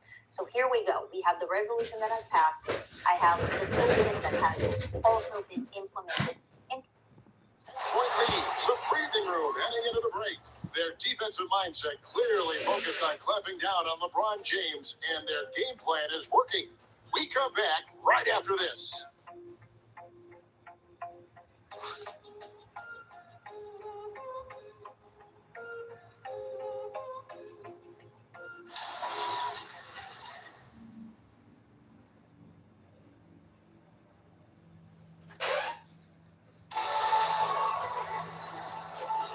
And welcome back to the second quarter of action. Plenty of basketball left to play, but this one has been one-sided so far. And guys, what do you think about the offensive approach we've seen so far for Atlanta? And guys, they've done a great job feeding their bigs inside. They are just punishing the opposition for their paint. Another highlight for them has been their early ball movement, making quick, decisive passes to set up guys for great looks. So with Johnson on the bench, here's the five for Quinn Snyder right now. We've got Luke Kennard. Porzingis is out there with Corey Kispert. Then there's C.J. McCollum. And it's Krejci in at the small forward. That free throw, no good. Tim, at one point, your dream was to play professional baseball. Why did you switch? Kevin, it really came down to this. Hit a growth spurt when I was 14 years old, and I decided to go try this basketball thing that first year in high school. As it turns out, what I fell in love with, I didn't need anybody else to get better. I had an insatiable work ethic. It lent itself to hours and hours on the basketball court by myself. That is such an interesting perspective. Kispert, the pass to Porzingis. And the ball's tied up, so we'll have to jump ball.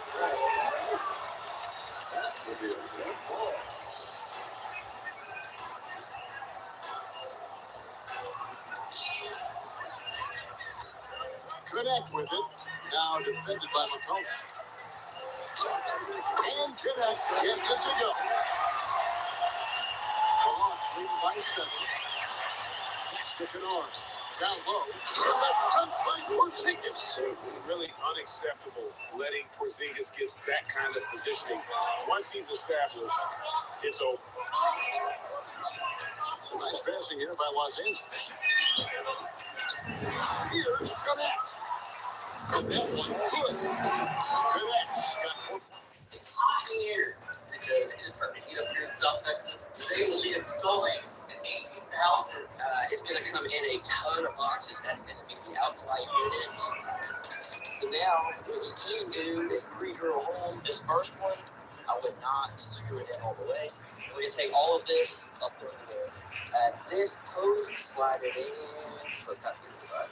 Clean it up, running the wire down up in there. Again, just like the inside, it's literally labeled. It'll tell you 1, 2, 3, 3S, ground, all that stuff. Now we're going to take these caps off that are on here. All right, guys, we're done. Oh, man, it feels 1,000 times cooler here. Feeling it right here.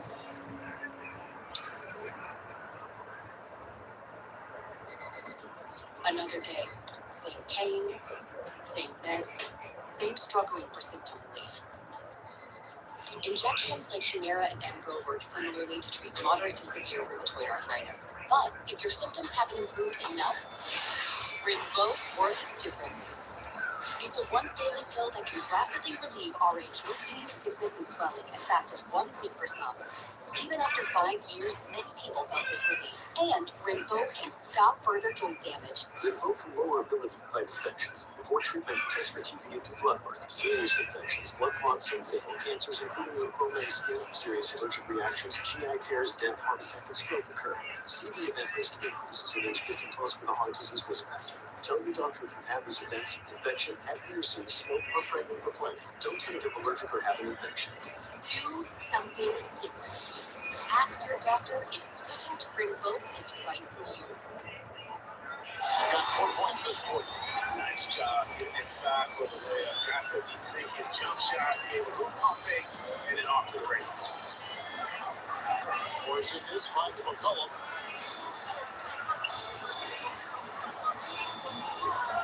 Six on the shot clock. Goes up on the way. This is off the right eye. Yeah, he's got to get out of himself for this with that one, especially considering the defense didn't really affect him. Bounce pass Connect. And they double up team. Here's the screen. Hayes. Porzingis with the steal. Now, here's Kennard. He's guarded by Connect. Kennard kicks to McCollum. Outside, Porzingis puts up a deep three. And James pulls it. And here's James. He'll bring it up for the Lakers. Only giving up 2 points this quarter. After this one, they're off to Sacramento to take out the Kings. That'll be just one game played or bring it from home for them. And I like the fact that he really was unfazed by that scoreless first quarter, and now you can see him getting into a rhythm. And Quinn Snyder wants a timeout. He's going to make some adjustments to the game plan.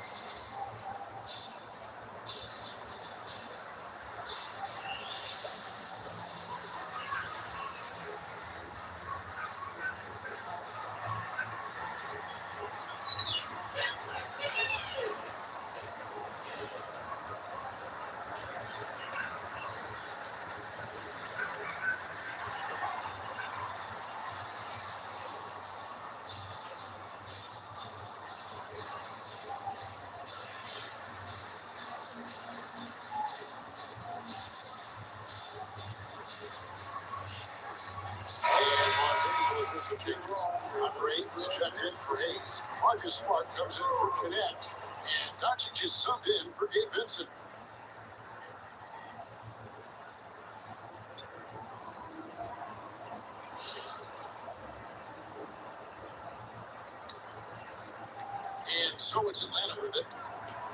They've led by as much as 10. Doncic against McCollum. Back to Rizachet. That fall. Nice feed that time from McCollum. Rizachet has got his second bucket of the night. Rizachet has done a lot to quiet the doubters after being the #1 overall pick in 2024. Well, in a draft without a lot of star power at the top, the Hawks took the kind of prototype wing you can't have too many of. And he has made good on that pick.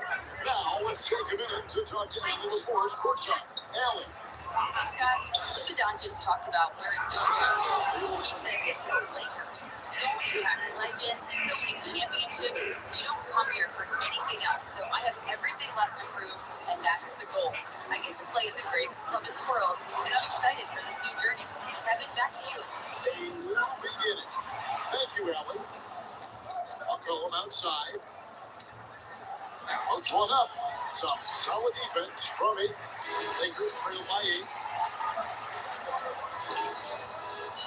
Smart deciding where to go. And it throws it down. Yeah, for a guy with that kind of size, it doesn't take much. That looked pretty easy. And the call is going to be, yes, it is an illegal screen. But here are the numbers for Marcus. How his last 10 games have gone. He's averaging 7 points a game, 4 rebounds, and 3 assists. We know he can come up with the occasional big play, but his overall numbers haven't been impressive. Yeah, truthfully, I think his numbers are fine, but in talking to him, he thinks they should be even better.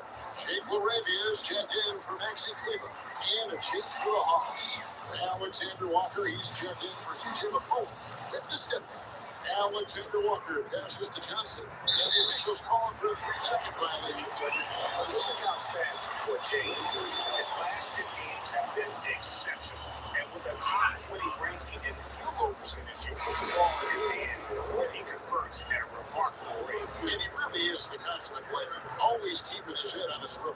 Searching for the open man. Completely unselfish basketball player. Vanderbilt's checked in for the Lakers.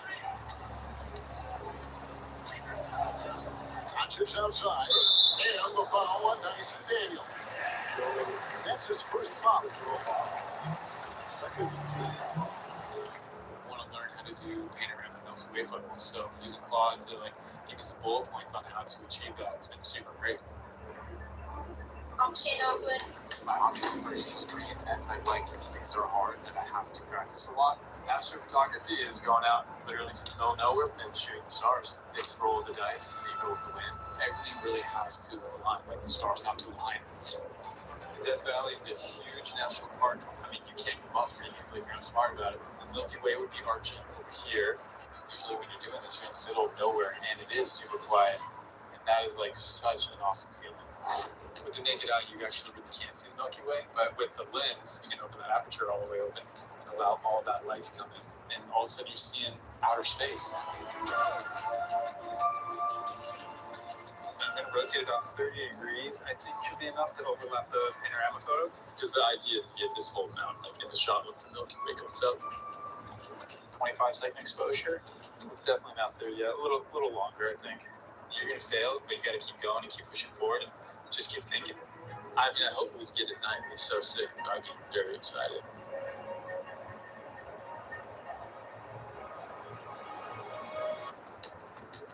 I'm Shaquille O'Neal, and I'm on Zepbound for moderate obstructive sleep apnea, or OSA. Zepbound is the first and only prescription medicine that improves moderate to severe OSA in those with obesity. It's a treatment that helps reduce breathing interruptions during sleep. I'm gonna go rogue for a second. Snoring and choking during sleep and daytime fatigue had me beat. That's right around when my doctor recommended Zepbound, a breakthrough treatment for OSA. It even helped me drop some pounds. Not bad at that. Don't share needles or pens or reuse needles. Don't take an allergic to it, or if you or someone in your family had MTC or MEN2. Tell your doctor if you get a lump or swelling in your neck. Stop Zepbound and call your doctor if you have severe stomach pain or serious allergic reaction. Severe side effects may include inflamed pancreas or gallbladder problems.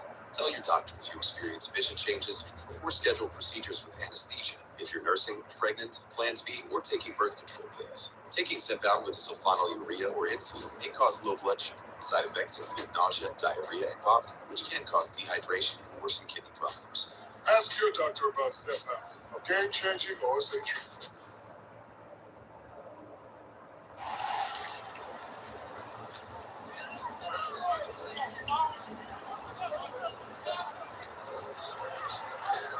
Pass to Laravia. Whoops, they pick off the pass. Great anticipation defensively. He saw the ball coming before it even left the passer's hands. Excellent on both ends of that play. Yeah, the steal was sharp, but the slam topped it off. What a great sequence. You gotta love the effort. That's big time.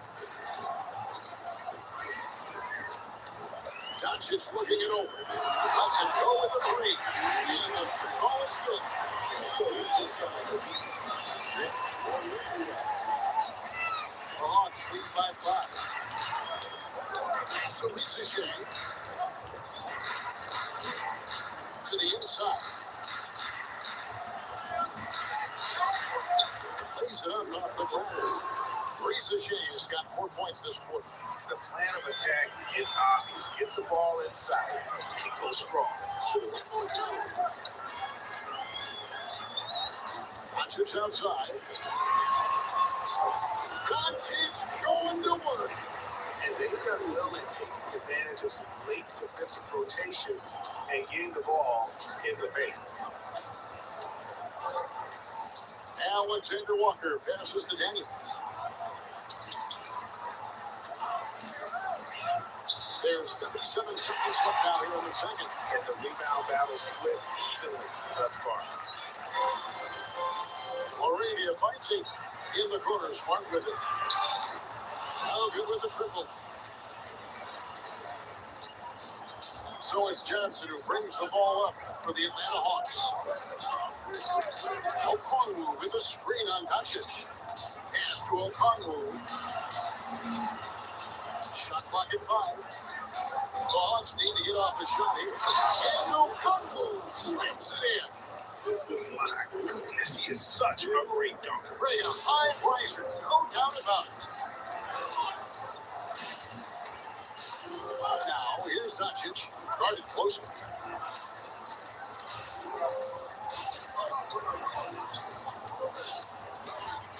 From past the arc. He can't get that one. And so it's the Atlanta Hawks. Bringing the quarter to a close with a 7-point lead.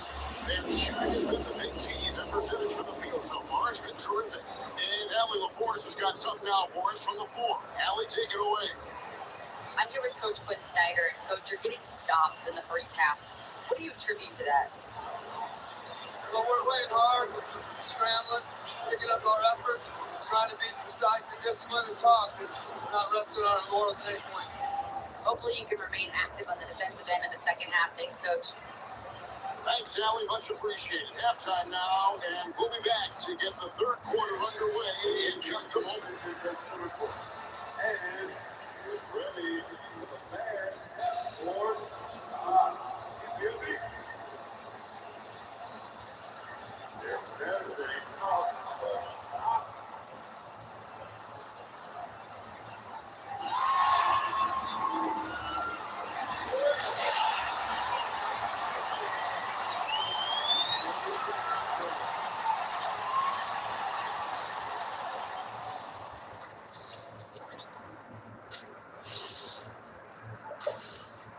Hello and welcome, basketball fans. The first half coming to an end with a deficit for the Los Angeles Lakers. They've done some good things. I mean, they've also let those other guys get comfortable at the offense. Yeah, lazy D. They'll need to play with much higher energy in the second half. And guys, let's turn our attention to the future, shall we? Here's the upcoming schedule. It's a good opportunity for them to gain some momentum. On paper, they should win the Lions share with this matchup. Well, we'll see if they can go on a run. And you're talking Lions. I'm saying they have the horses to do it. thanks for spending halftime with us. Time to get it back out to Kevin Harlan for the start of the third quarter.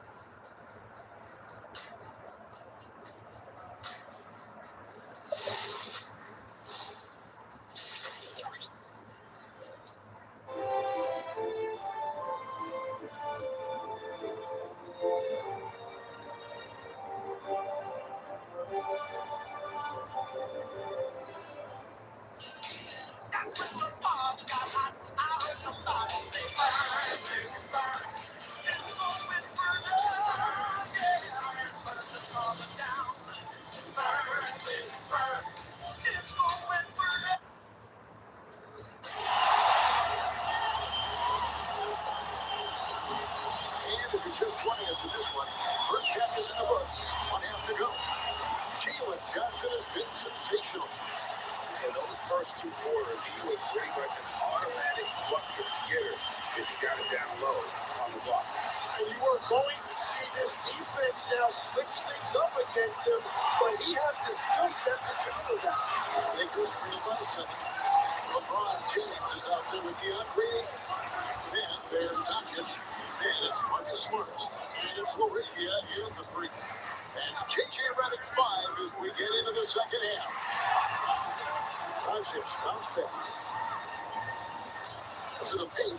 Here's Alexander Walker. A shot's good on the assist by Daniels. Alexander Walker's got 6. And you know, if you look at Daniels' numbers, he's done a great job improving those assist totals. And Okongwu gets the whistle that time. That'll be his second foul of the game. Tim, and maybe I'm asking the wrong guy this, but are teams relying too much on the three-point shot? Well, I do think there are nights I feel it becomes a little redundant, but the skill level of these players, Kevin, has led us here. More guys are capable of making that deep shot, so I don't see it going away anytime soon. And the skill required to do it, no one knows that more than you. The skill required is just something else. Consistency is what teams are looking for. Pass to Laravia. Back to Doncic.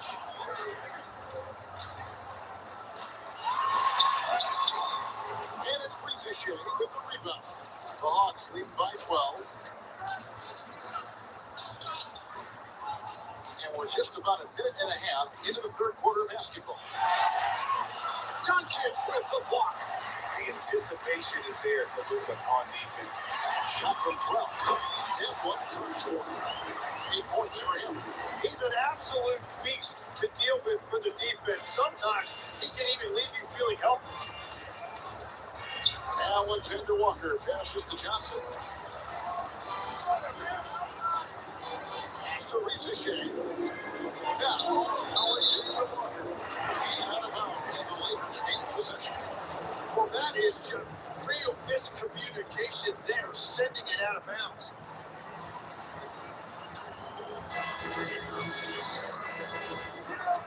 James with it. He is a solid producer. He with 22 points a game. I love those kind of looks as a player. Plenty of space and peace of mind to launch. Barely seeing that open. Pass to Alexander Walker. Shoots over Doncic. Shots good by Alexander Walker. Alexander Walker's got the lead up to 12 now for the Hawks. Here's Laravia. No one near Doncic as he lets it fly. Good, and the assist goes to James. Doncic is going to back down within single digits, 4 rushing. But LeBron's playing days are over, and GA, who knows when that'll be. What will you remember most about his play? You know, I don't think there's ever been a player who came into the league with such lofty expectations. And those expectations, but to say he's exceeded. Nice work right there by the big guy, DeAndre Ayton. And Rick Snyder wants a timeout. Coach is going to talk some things over with the team. Might be seeing something to adjust. And now let's send it over to our courtside reporter, Allie, for the score. Hey guys, Lakers coach JJ Redick has brought attention to detail to this team. Austin Reeves said, quote, set the foundation of doing stuff the right way, and if you do that, it could be a really good team. Redick said it's important to always emphasize the things that you want. That hopefully becomes part of your identity. Kevin? Okay, Allie, we thank you for the report.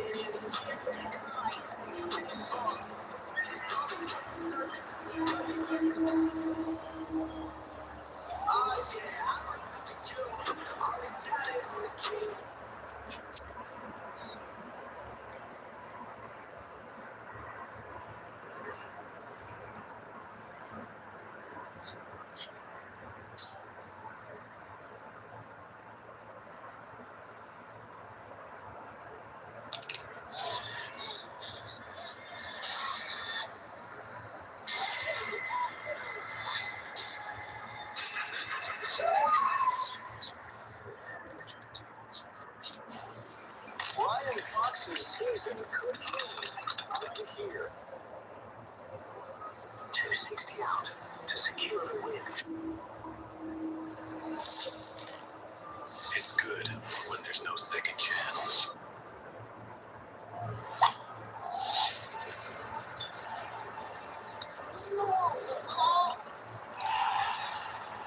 It's good when it's Sea Star.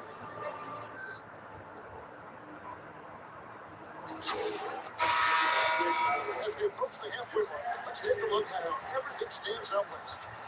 You take a look at Los Angeles. They're in the middle and fifth in the conference, looking to build on the wins as the season goes on. And you know, for Los Angeles, they've fulfilled a lot of the promise they showed coming into the season. But they just haven't taken that next leap forward so many thought they might. Well, I think that extra gear is coming, especially as we get further down the stretch.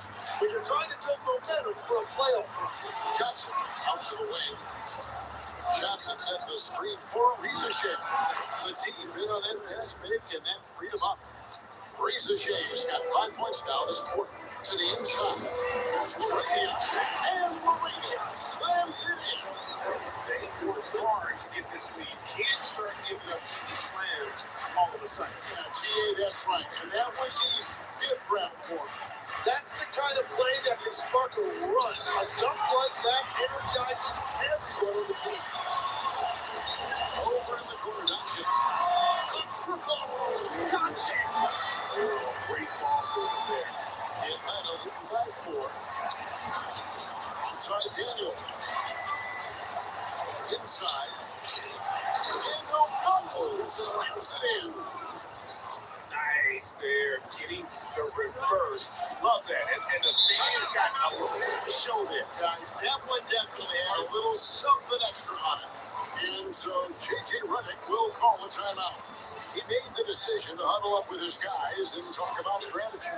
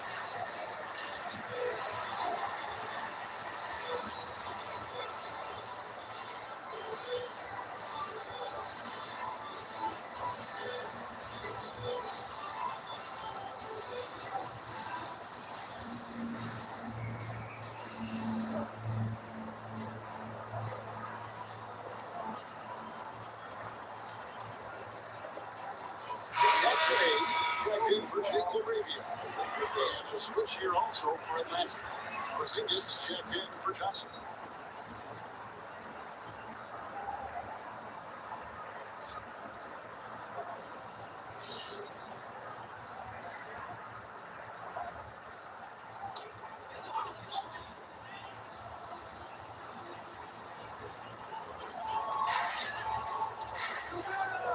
And here's Hayes. He averages a bit over 6 points a game.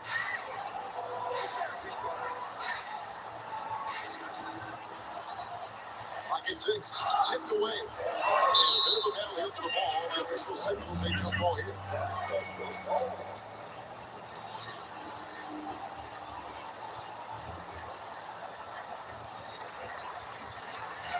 Shoots. Rebounded by the Hawks. They held a 12-point lead early. To Alexander Walker. A pointer. And it's in with the rebound. Lakers trail by 6. Outside, Smart. Here's Ayton. And by Porzingis. Hayes with the screen for Doncic. 6 to shoot. Launches it. Rebound Atlanta. Risa Shea's got 4 rebounds, not tonight. Down low. And Porzingis gets it to go on the assist by Risa Shea. And it's an 8-point Hawks lead. And nice use of size by Porzingis inside, able to practically play on top of the D. And they double up Doncic. Fires the 3. It's rebounded by Porzingis. And so it's Daniels who brings up the ball for Atlanta. To Alexander Walker.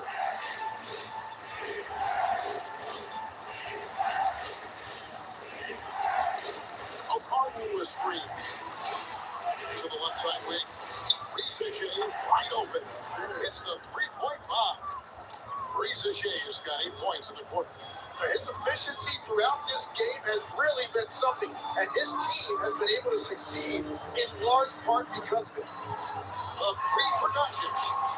Doesn't go either for Doncic. The Hawks lead by 11. To the middle. Here's O'Connell. And O'Connell slams it in. And really the story of the second half. One team getting the shots they want, the other not so much. And that's just good coaching. They have made the better adjustments. So it's Atlanta looking at a 13-point lead heading into the next quarter. And we'll see if they can keep up their tremendous shooting they've been dialed in so far from the field. Back right after this.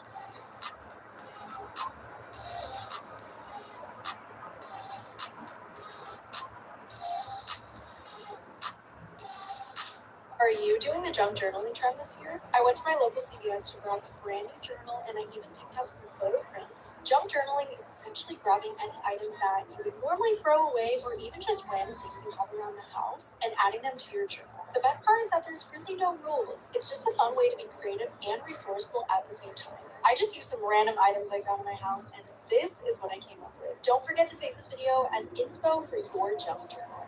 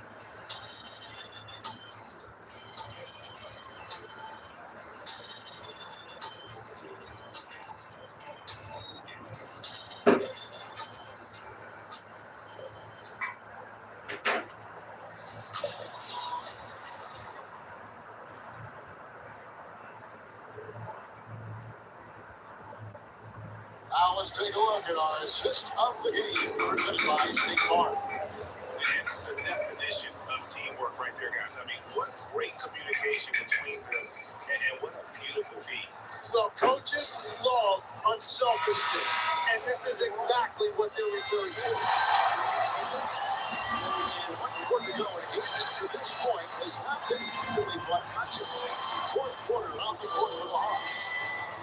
pairing Johnson along with Porzingis. CJ McCollum out there with Kennard. And it's Kispert in at the first.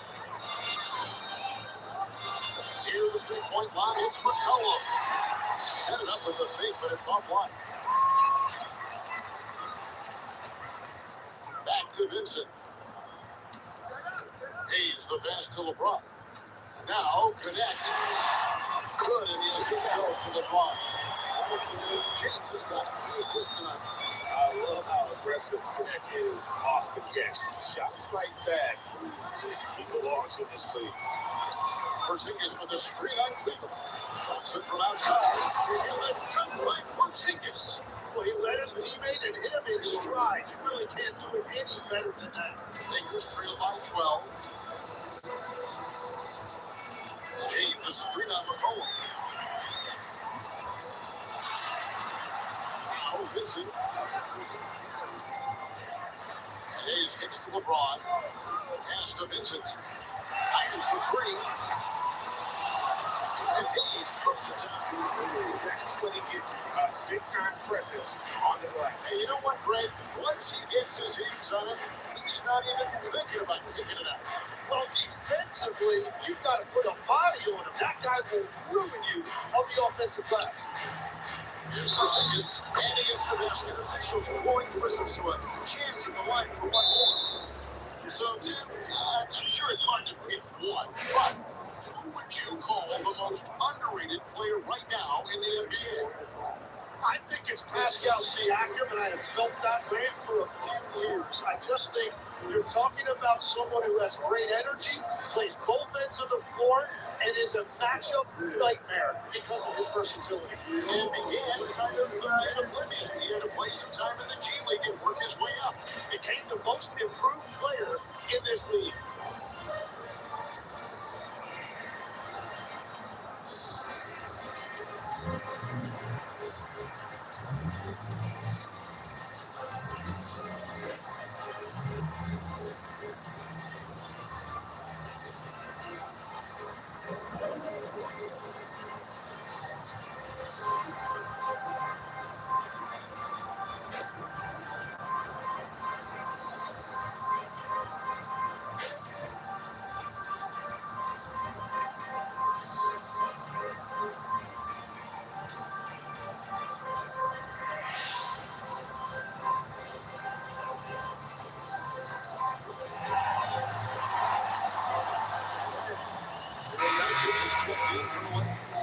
O'Connor's checked in for Atlanta. Let's go to the sideline and see what Allie LaForce has dug up for us. Allie, take it away. Well, Quinn Snyder had some words for his team over the break. He said, "This is who we are. This is the pace. Don't let up." He said, "It doesn't matter if they go on a run. What matters is how we respond." They plan to respond with a fury, guys. All right, Allie, thank you so much for that. That free throw good from Porzingis. So, Greg, in 2021, the NBA created the Kareem Abdul-Jabbar Social Justice Champion Award. It's so great to recognize the work that's being done by so many NBA players. It does, Kelly. These players are not just giving back, but giving a voice to the less fortunate and trying to see policy towards justice and equality. Johnson finds McCollum. Launches a three. Hanson from downtown. McCollum's got himself on the board with 3 there. And throughout his career, McCollum has always been a high-volume three-point shooter. And there you see why. The consistency. LeBron outside. Good. The assist goes to Doncic. Doncic has got 3 assists in the game. McCollum feeling it out a bit. Here's the three. Another 3 for Atlanta. How about the percentage they're shooting from beyond the arc here in the second half? Pass to Vincent. And here is Doncic. There's the three. It's good. Nolan Schultz got down and gave the 13 points in the basket for James. Dangerous from the perimeter. LeBron is definitely a threat from that corner. Color basketball Conwood. Outside, James. Cleveland. Hodges outside. Off the mark here with the three-point shot. The Hawks lead by 13.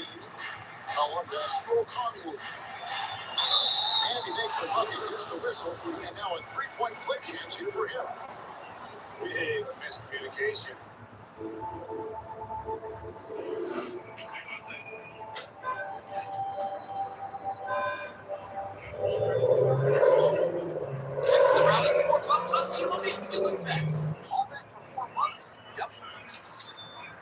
Choose the new loaded tender rack, classic burger or spicy chicken. Your choice with fries, drink, and chicken bites. Just $4. This eats different.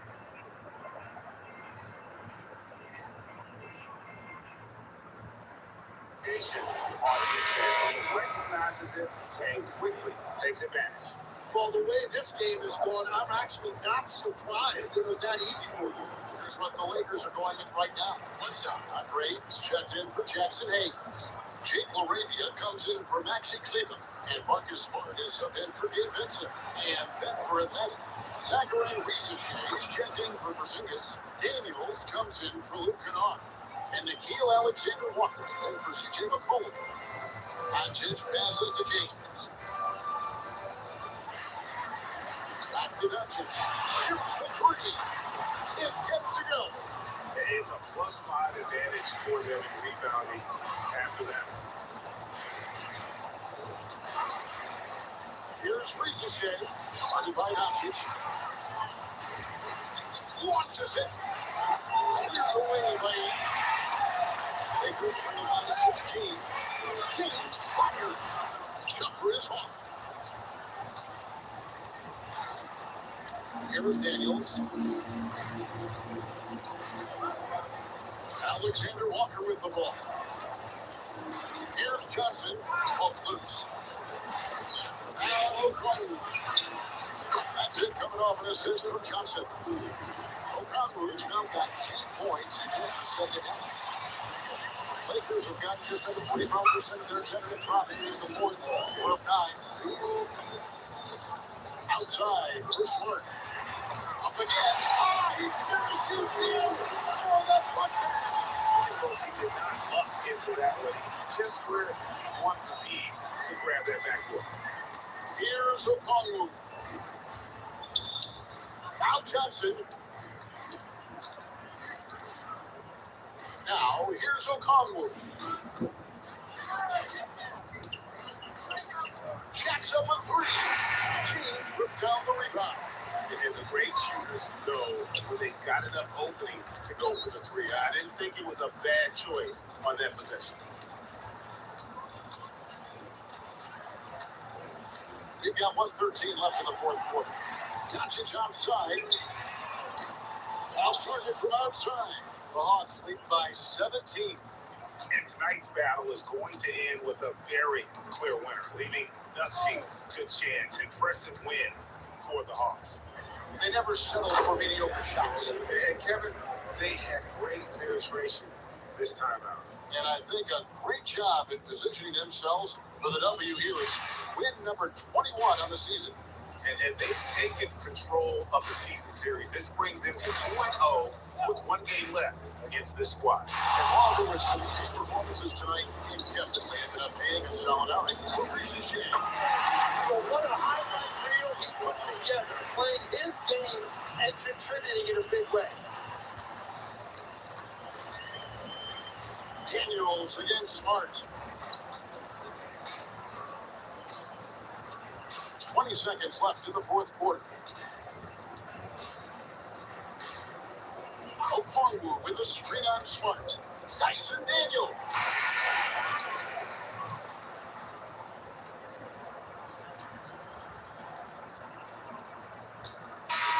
He takes this one by a big margin. To come into an opponent's building and dominate the way they did tonight says, I think, Greg, an awful lot about this team. I guess they don't feel at all. I mean, Kevin, just a masterful performance all the way around. Well, folks, that's going to do it for now. Along with Tim Leiper, Greg Anthony, and Alan LaForce, this is Kevin Harlan saying thank you once again for being with us here tonight on 2K Sports. And now we present the player of the game. Zachary Ricochet.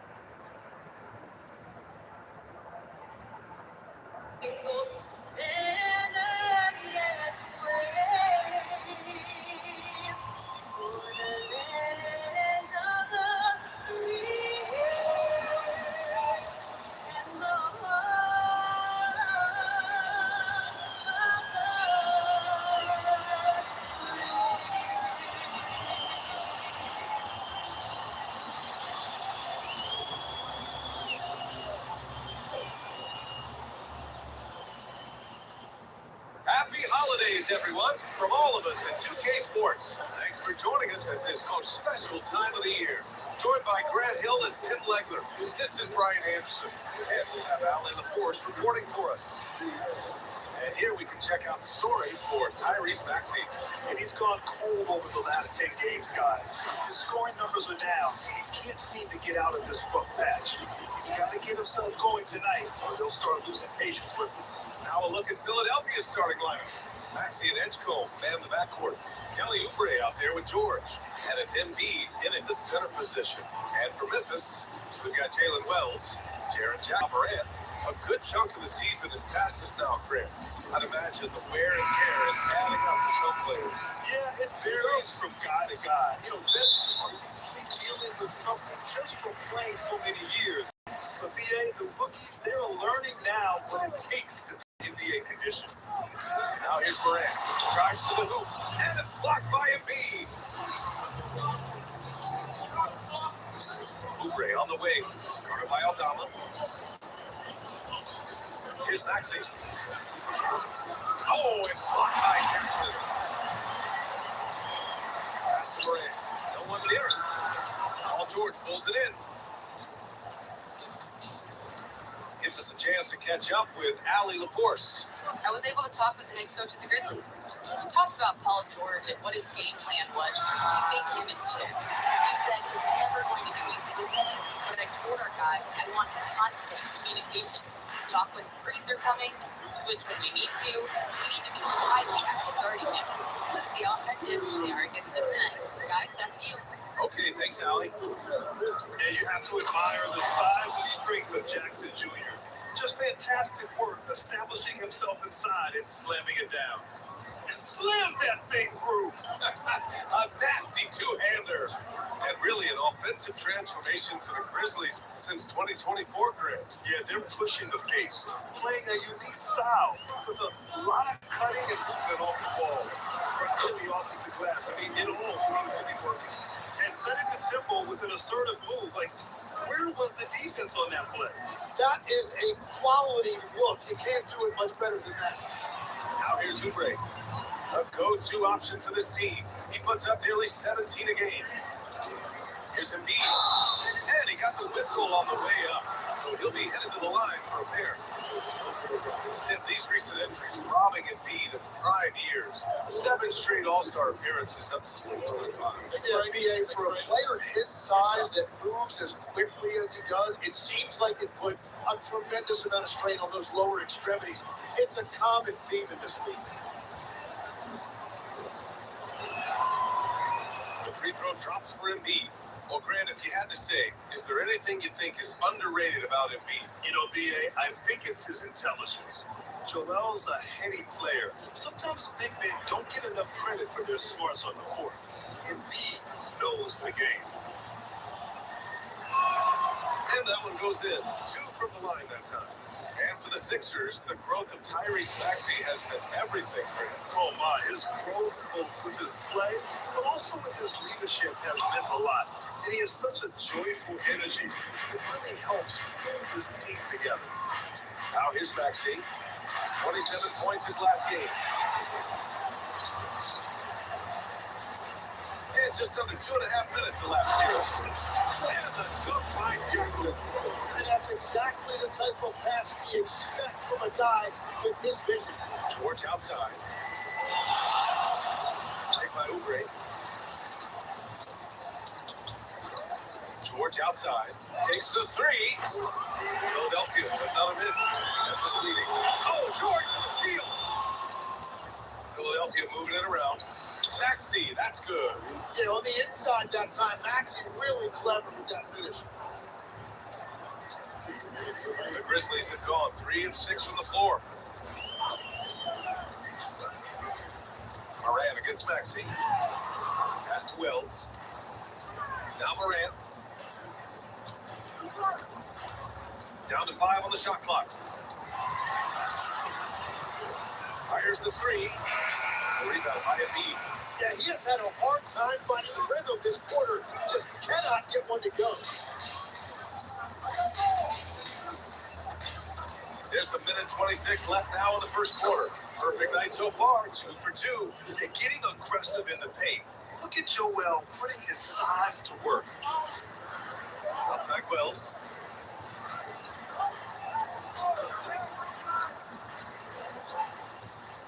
Knocked loose. George with a steal. With the teardrop.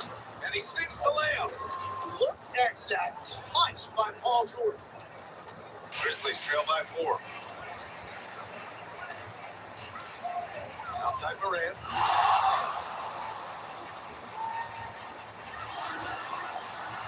Banked it in off the glass. Just owning the painted area. If it's working, no need to change. George outside. Picked by Oubre. This one for 3. George, no good. The Grizzlies have gone 4 of 8 and looking in control. Now 8 seconds separating the 2 clocks. To the middle. Here's Jackson. And the dunk by Jackson. Oh, great body control, good timing. Jackson really works the pick and roll to perfection. And so it's Maxey with it. He brings it up for the 76ers.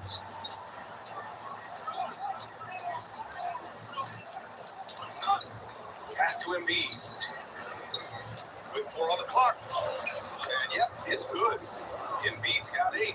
Well, he's a guy they look to go to, and now you see why. Joel Embiid, he's feeling it tonight and has been the driving force for Philadelphia. 8 points in the quarter, showing how effective he can be. Back after this.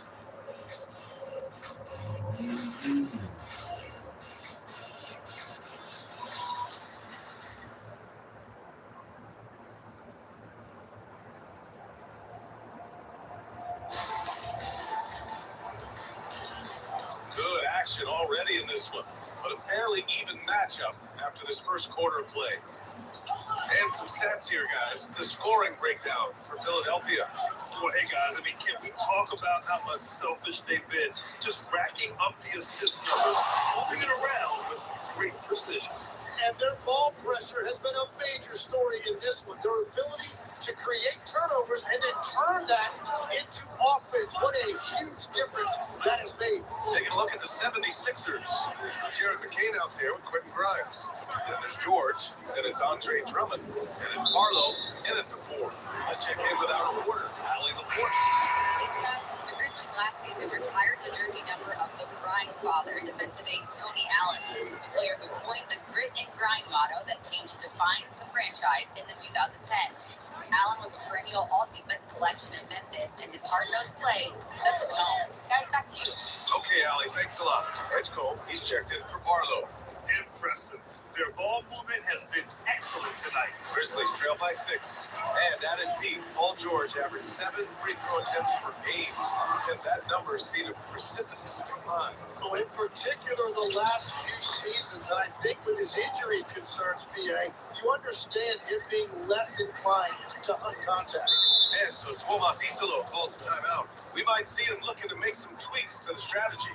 You know, it seems like players today have more freedom with their shot selection than ever before, Tim.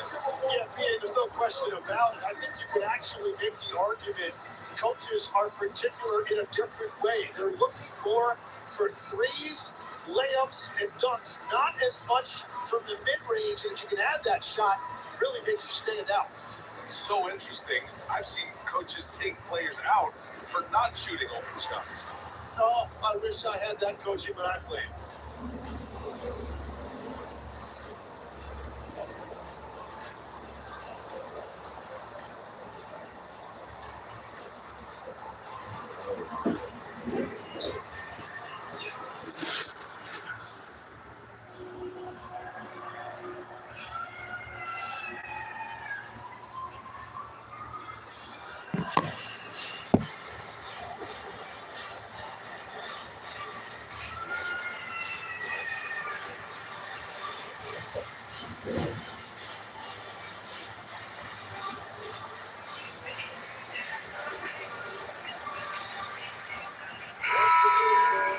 Just about halfway through the season, let's take a look at how things stand in the West. You look at the Grizzlies, right now they're in 9th place. Definitely not the kind of success they envisioned at this point of the season. You know, for Memphis, they've had some terrific moments this season. But where's the big leap upward that we've been waiting for? Yeah, they're right where we thought they would be, and that's okay. Improvement rarely happens overnight. Pass to Clark. McCain against Moran. Just 5 to shoot. Oh, and he got fouled on his way up. He'll head to the line to shoot 2. It's going to be on Jared McCain. Come on, this kid is electric. Moran draws a lot of fouls with the way he plays. Just an electrifying style on the court for John Moran. And Grant, he's not shy when it comes to confrontation. Oh yeah, he's not ducking any smoke. But part of his maturation is choosing his battles, including trying to preserve his body from those fearless forays to the rim. And he drops it first. And Moran remains one of the most explosive guards in the league. A fearless competitor who doesn't back down from anyone and has unlimited confidence. Looking at who's out there now for Philadelphia. Embiid, he's checked in for Drummond. And Barlow subbed in for McCain. And Morant drops them both. And Tim, after a rough season, the Sixers with some lottery luck last May. Yeah, there was a good chance their draft pick would convey to OKC if it didn't stay in the bottom 6. Instead, they moved up to 3rd, and they were able to draft VJ Edgecombe, who could be a difference maker. Here's Morant. Philadelphia getting their last shot to go. It's Wells on the wing. George defending. Pass to Clark. And here's Morant outside. Rebound by the 76ers. This game coming after a loss versus the Bulls. They kept the game close, but made a lot of mistakes. And we heard about it from the coaching staff after. Very few positives to take away from that game. I know it's one they're going to want to put behind them. And what's working here, each guy is willing to make the next pass. Grizzlies trail by 11. Outside Wells. Up top, Morant. A 17-point game for him in the win against Milwaukee. And more impressive to me than his scoring was his playmaking. Really an all-around offensive player. This is off the right iron. He's been just a little off the mark tonight. Really the story of the game so far. Pass to Grimes. Here's George. Fires from deep. Another three for Philadelphia. Really in sync offensively right now. He is turning it up a notch. Morant with it. He has 6. Down low. Here's Clark. Oh, Clark with the slam. Getting better and reading defenses. You see Morant's willingness to give up the ball to his teammates. So Nick Nurse has decided to call timeout here. He might have seen something and needs to review with his guys. And things are always changing throughout a game. Teams have to adjust on the fly. Yeah, it gives you a chance right here to reset. Get everybody back on the same page so you can execute.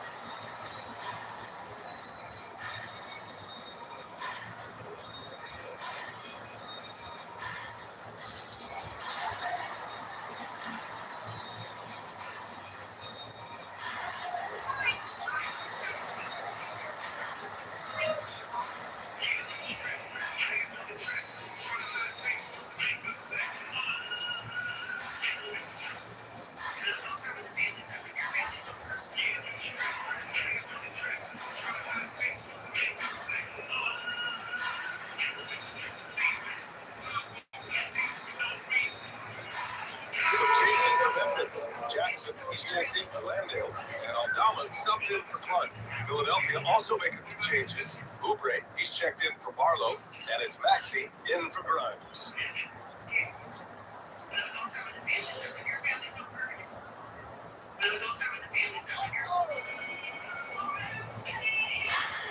A minute 15 left in the first half of basketball. Pass to Maxey. There's a screen. Philadelphia moving it around. Now George. He's covered by Wells. 6 to shoot. For 3. That one's off. And now it's 3 for 6. Grizzlies trail by 12. 46 seconds left in the first half. Morant, the pass to Wells. Now here's Jackson.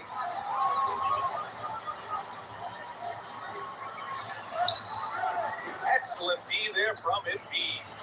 Philadelphia with the ball. They're on a 14-4 run. Outside Maxey. There's 18 seconds left to play in the first half. And it's out of bounds. They say it was last touched by Jackson.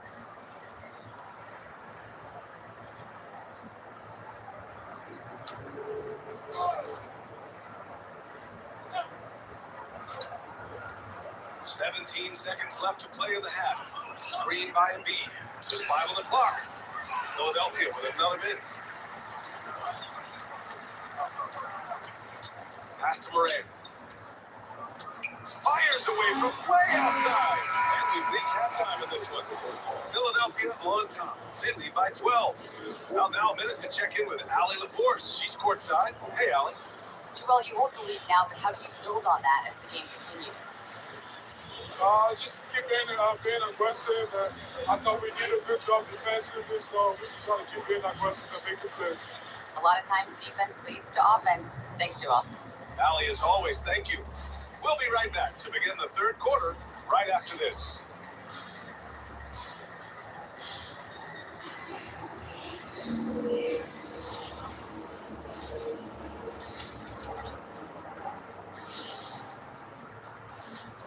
Come one, come all. The 2K halftime is here, and so is our breakdown of the upcoming schedule. Let's check it out. And you know, for that matchup with the Grizzlies, Don't let them lack focus. Steal overlook lesser opponents. That's when they come and fight.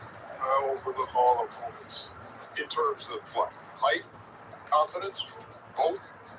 Don't even answer. I know the answer. Let's move on now to that first half we were watching. A brutal game so far for the Memphis Grizzlies. If they think they'll win with this kind of defense, they're prepared. When you give up that many good shots, it fuels your opponent's fire. Like gasoline on a flame, I'd say. Thanks, as always, for watching. Let's head back to Brian Anderson and crew for the start of the second half.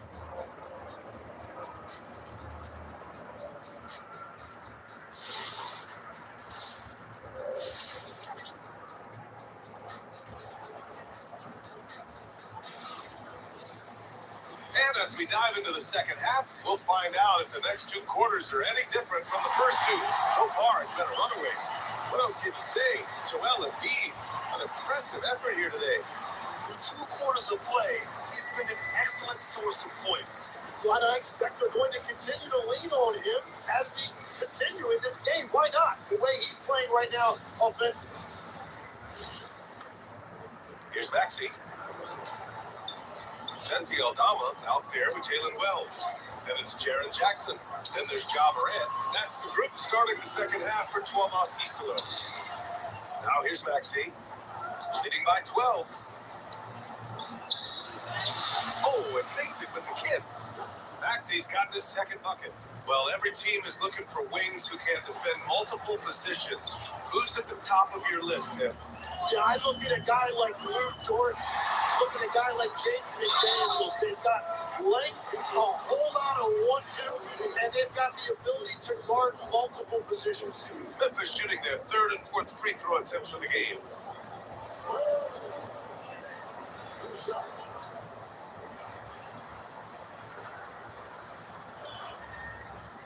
Shoot 2.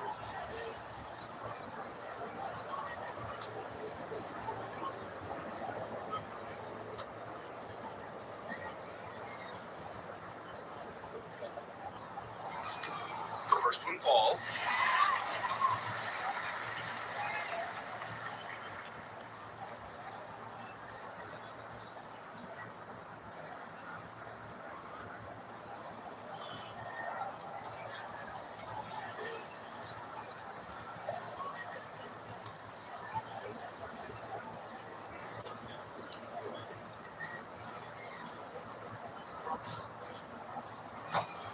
It's both from the strike.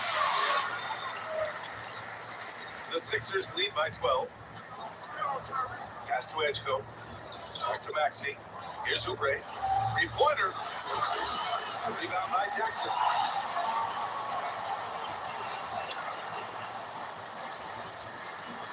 To the inside.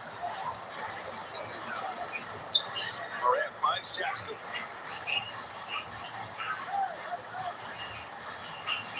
Back to Morant. From behind the arc.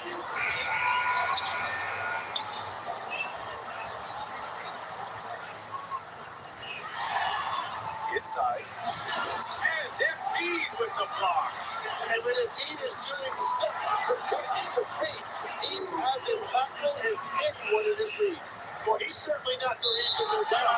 If they're going to grab the lead here, more guys are going to have to step up. So Nick Nurse has decided to call timeout here. And we might see some changes. Coach potentially looking to adjust.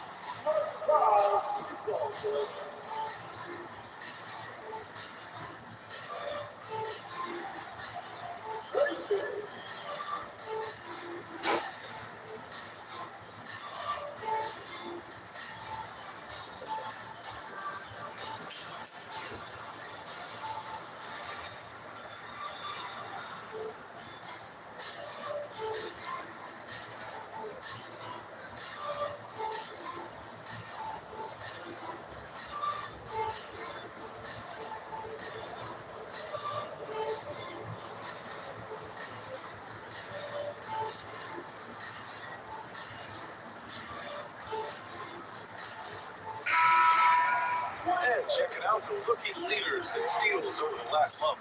You look at McCain, better be careful around him when you have the ball. The league leader in steals. And of course, VJ Edgecombe. These two rookies have brought it on the defensive end as of late, just racking up those steal totals.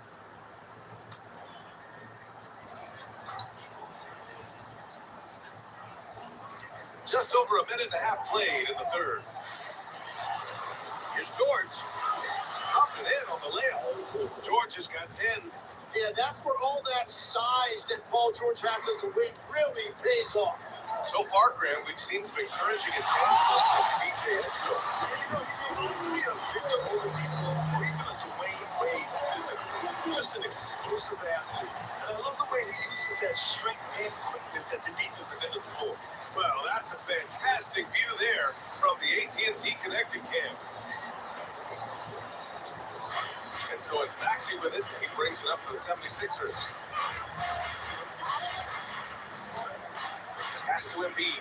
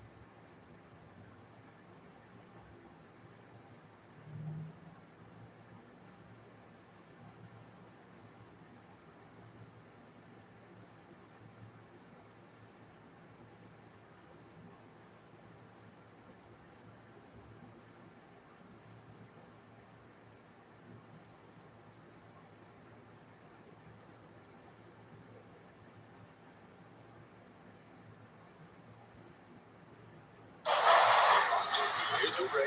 Covered by Aldama. And Oubre gets it to go. That make brings them to 3 for 4, and the game plan seems to be working here early. Outside Wells. Now here's Jackson. Embiid covers. With the fadeaway. And it's Memphis with another. Here's Maxey. His scoring sits at around 31 a game. An impressive number. Pass to Edgecombe.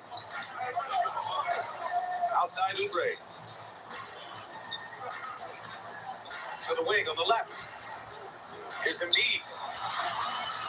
Nice fake there to create the shot, but it's no good. Outside Moran. And here's Jackson. He's covered by Oubre. And there's Jackson. All the assists by Moran. 14 points for Jaren Jackson. Flashing the in-between game. Nice. I mean, Jackson is more than capable of draining this when given the chance. And let's send it over to Allie LaForce. Thanks a lot. Joel Embiid is trying to stay on the court, and to that end, he's lost weight and he's embraced wearing a knee brace. He said, "It's the right thing to do, giving me the support for the rest of my career. It may not look as good as it used to, with the jab or the pull-up and all that stuff, but it'll still work." Back to you.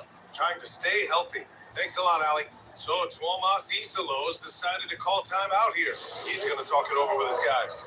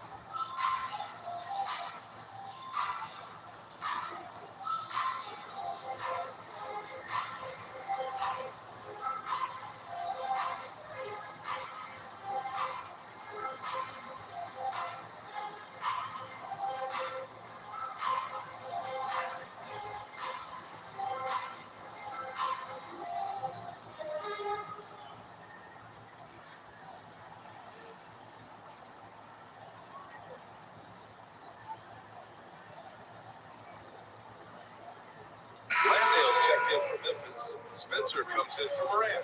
The 76ers also with a sub. Grimes is checked in.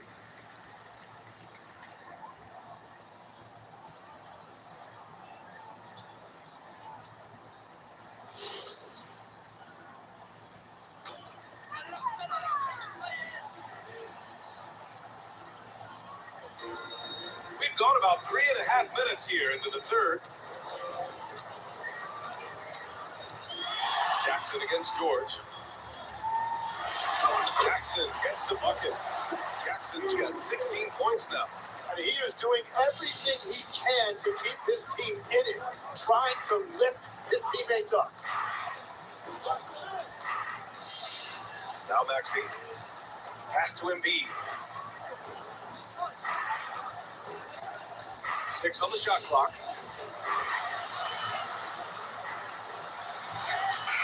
Putting in the work. Embiid finishes inside. So they trusted Embiid in this situation, and he used every bit of the clock to get his look. Pass to Jackson. Over George. Jackson can't get it to go. Philadelphia leading by 10. Here's Maxey. And he lays it up and in. Maxey's got 4 points now in the quarter. Ooh, a high motor in close to the rim. Maxey finding a window and converting. It's Jackson, high post. And so it's Philadelphia going into the break up 12. Building this lead up in large part because of how well they're shooting it. Back to the game after this break.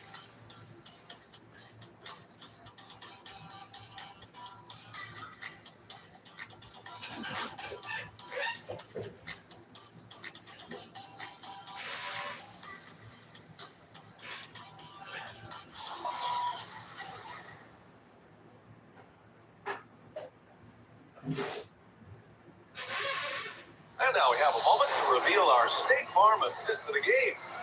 Talk about painting a magnificent picture with that dive. Just a great decision and a perfect delivery. Well, the vision, the placement of the pass, and then the timing. You just can't do it any better. And 1 quarter to go in a game that, at this point, has not been an evenly fought contest. Taking a look at Philadelphia. We've got Jared McCain. He's out there with edge coach. Joel Embiid is out there with Quentin Grimes. And it's Carlo headed to 4. The way Morant sets up his teammates is as good as any guard in this league. Philadelphia leading by 10. Here's edge coach. McCain, screen on Caldwell Pope. Pass to Embiid.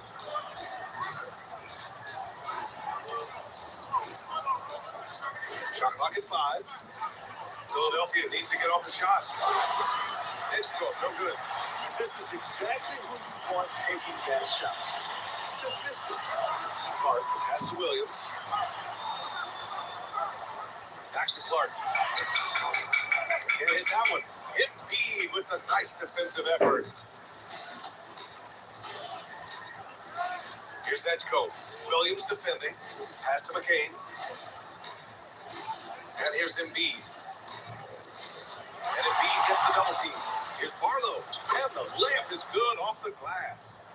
Barlow's got his first 2 points. Tim, you got into the NBA media very quickly after your playing days. Were you naturally drawn to this side of the game? Well, yeah, I think I always saw the game as a coach would. You kind of watch all 10 players at the same time. So for me, the ability to stay connected to the game while also talking about it, hopefully teaching people really is what's drawn me to it from the beginning. And no suffering the L from the broadcast table. That's for sure. You don't have to have any sleepless nights.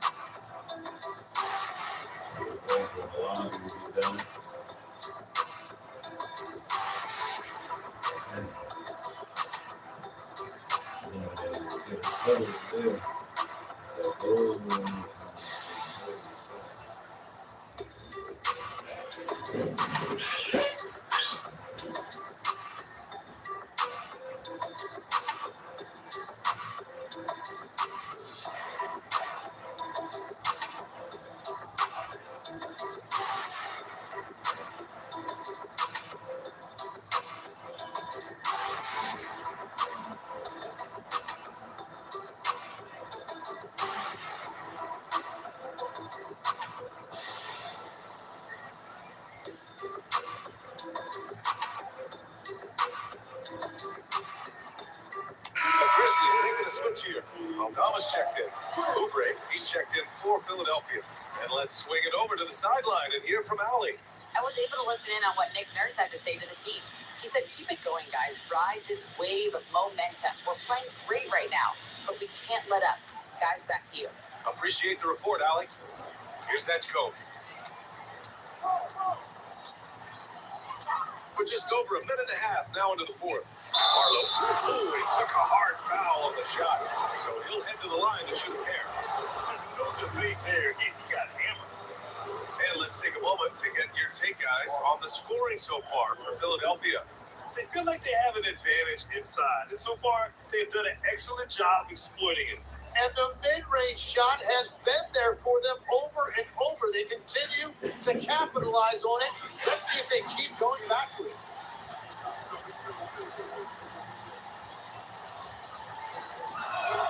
They knocks down the first one. And some changes here for the 76ers. George, he's checked in for Oubre. And it's Tyrese Maxey in for Grimes.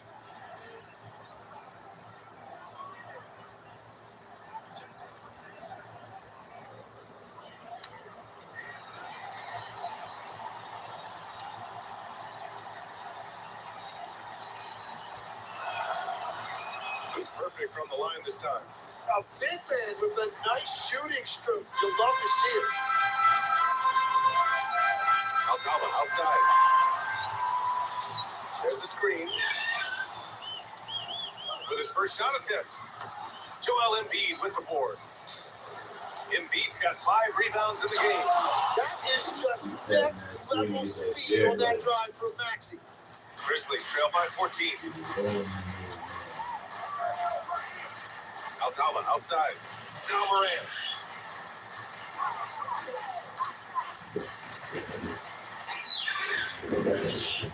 5 to shoot. Oh, nice little fake by Moran.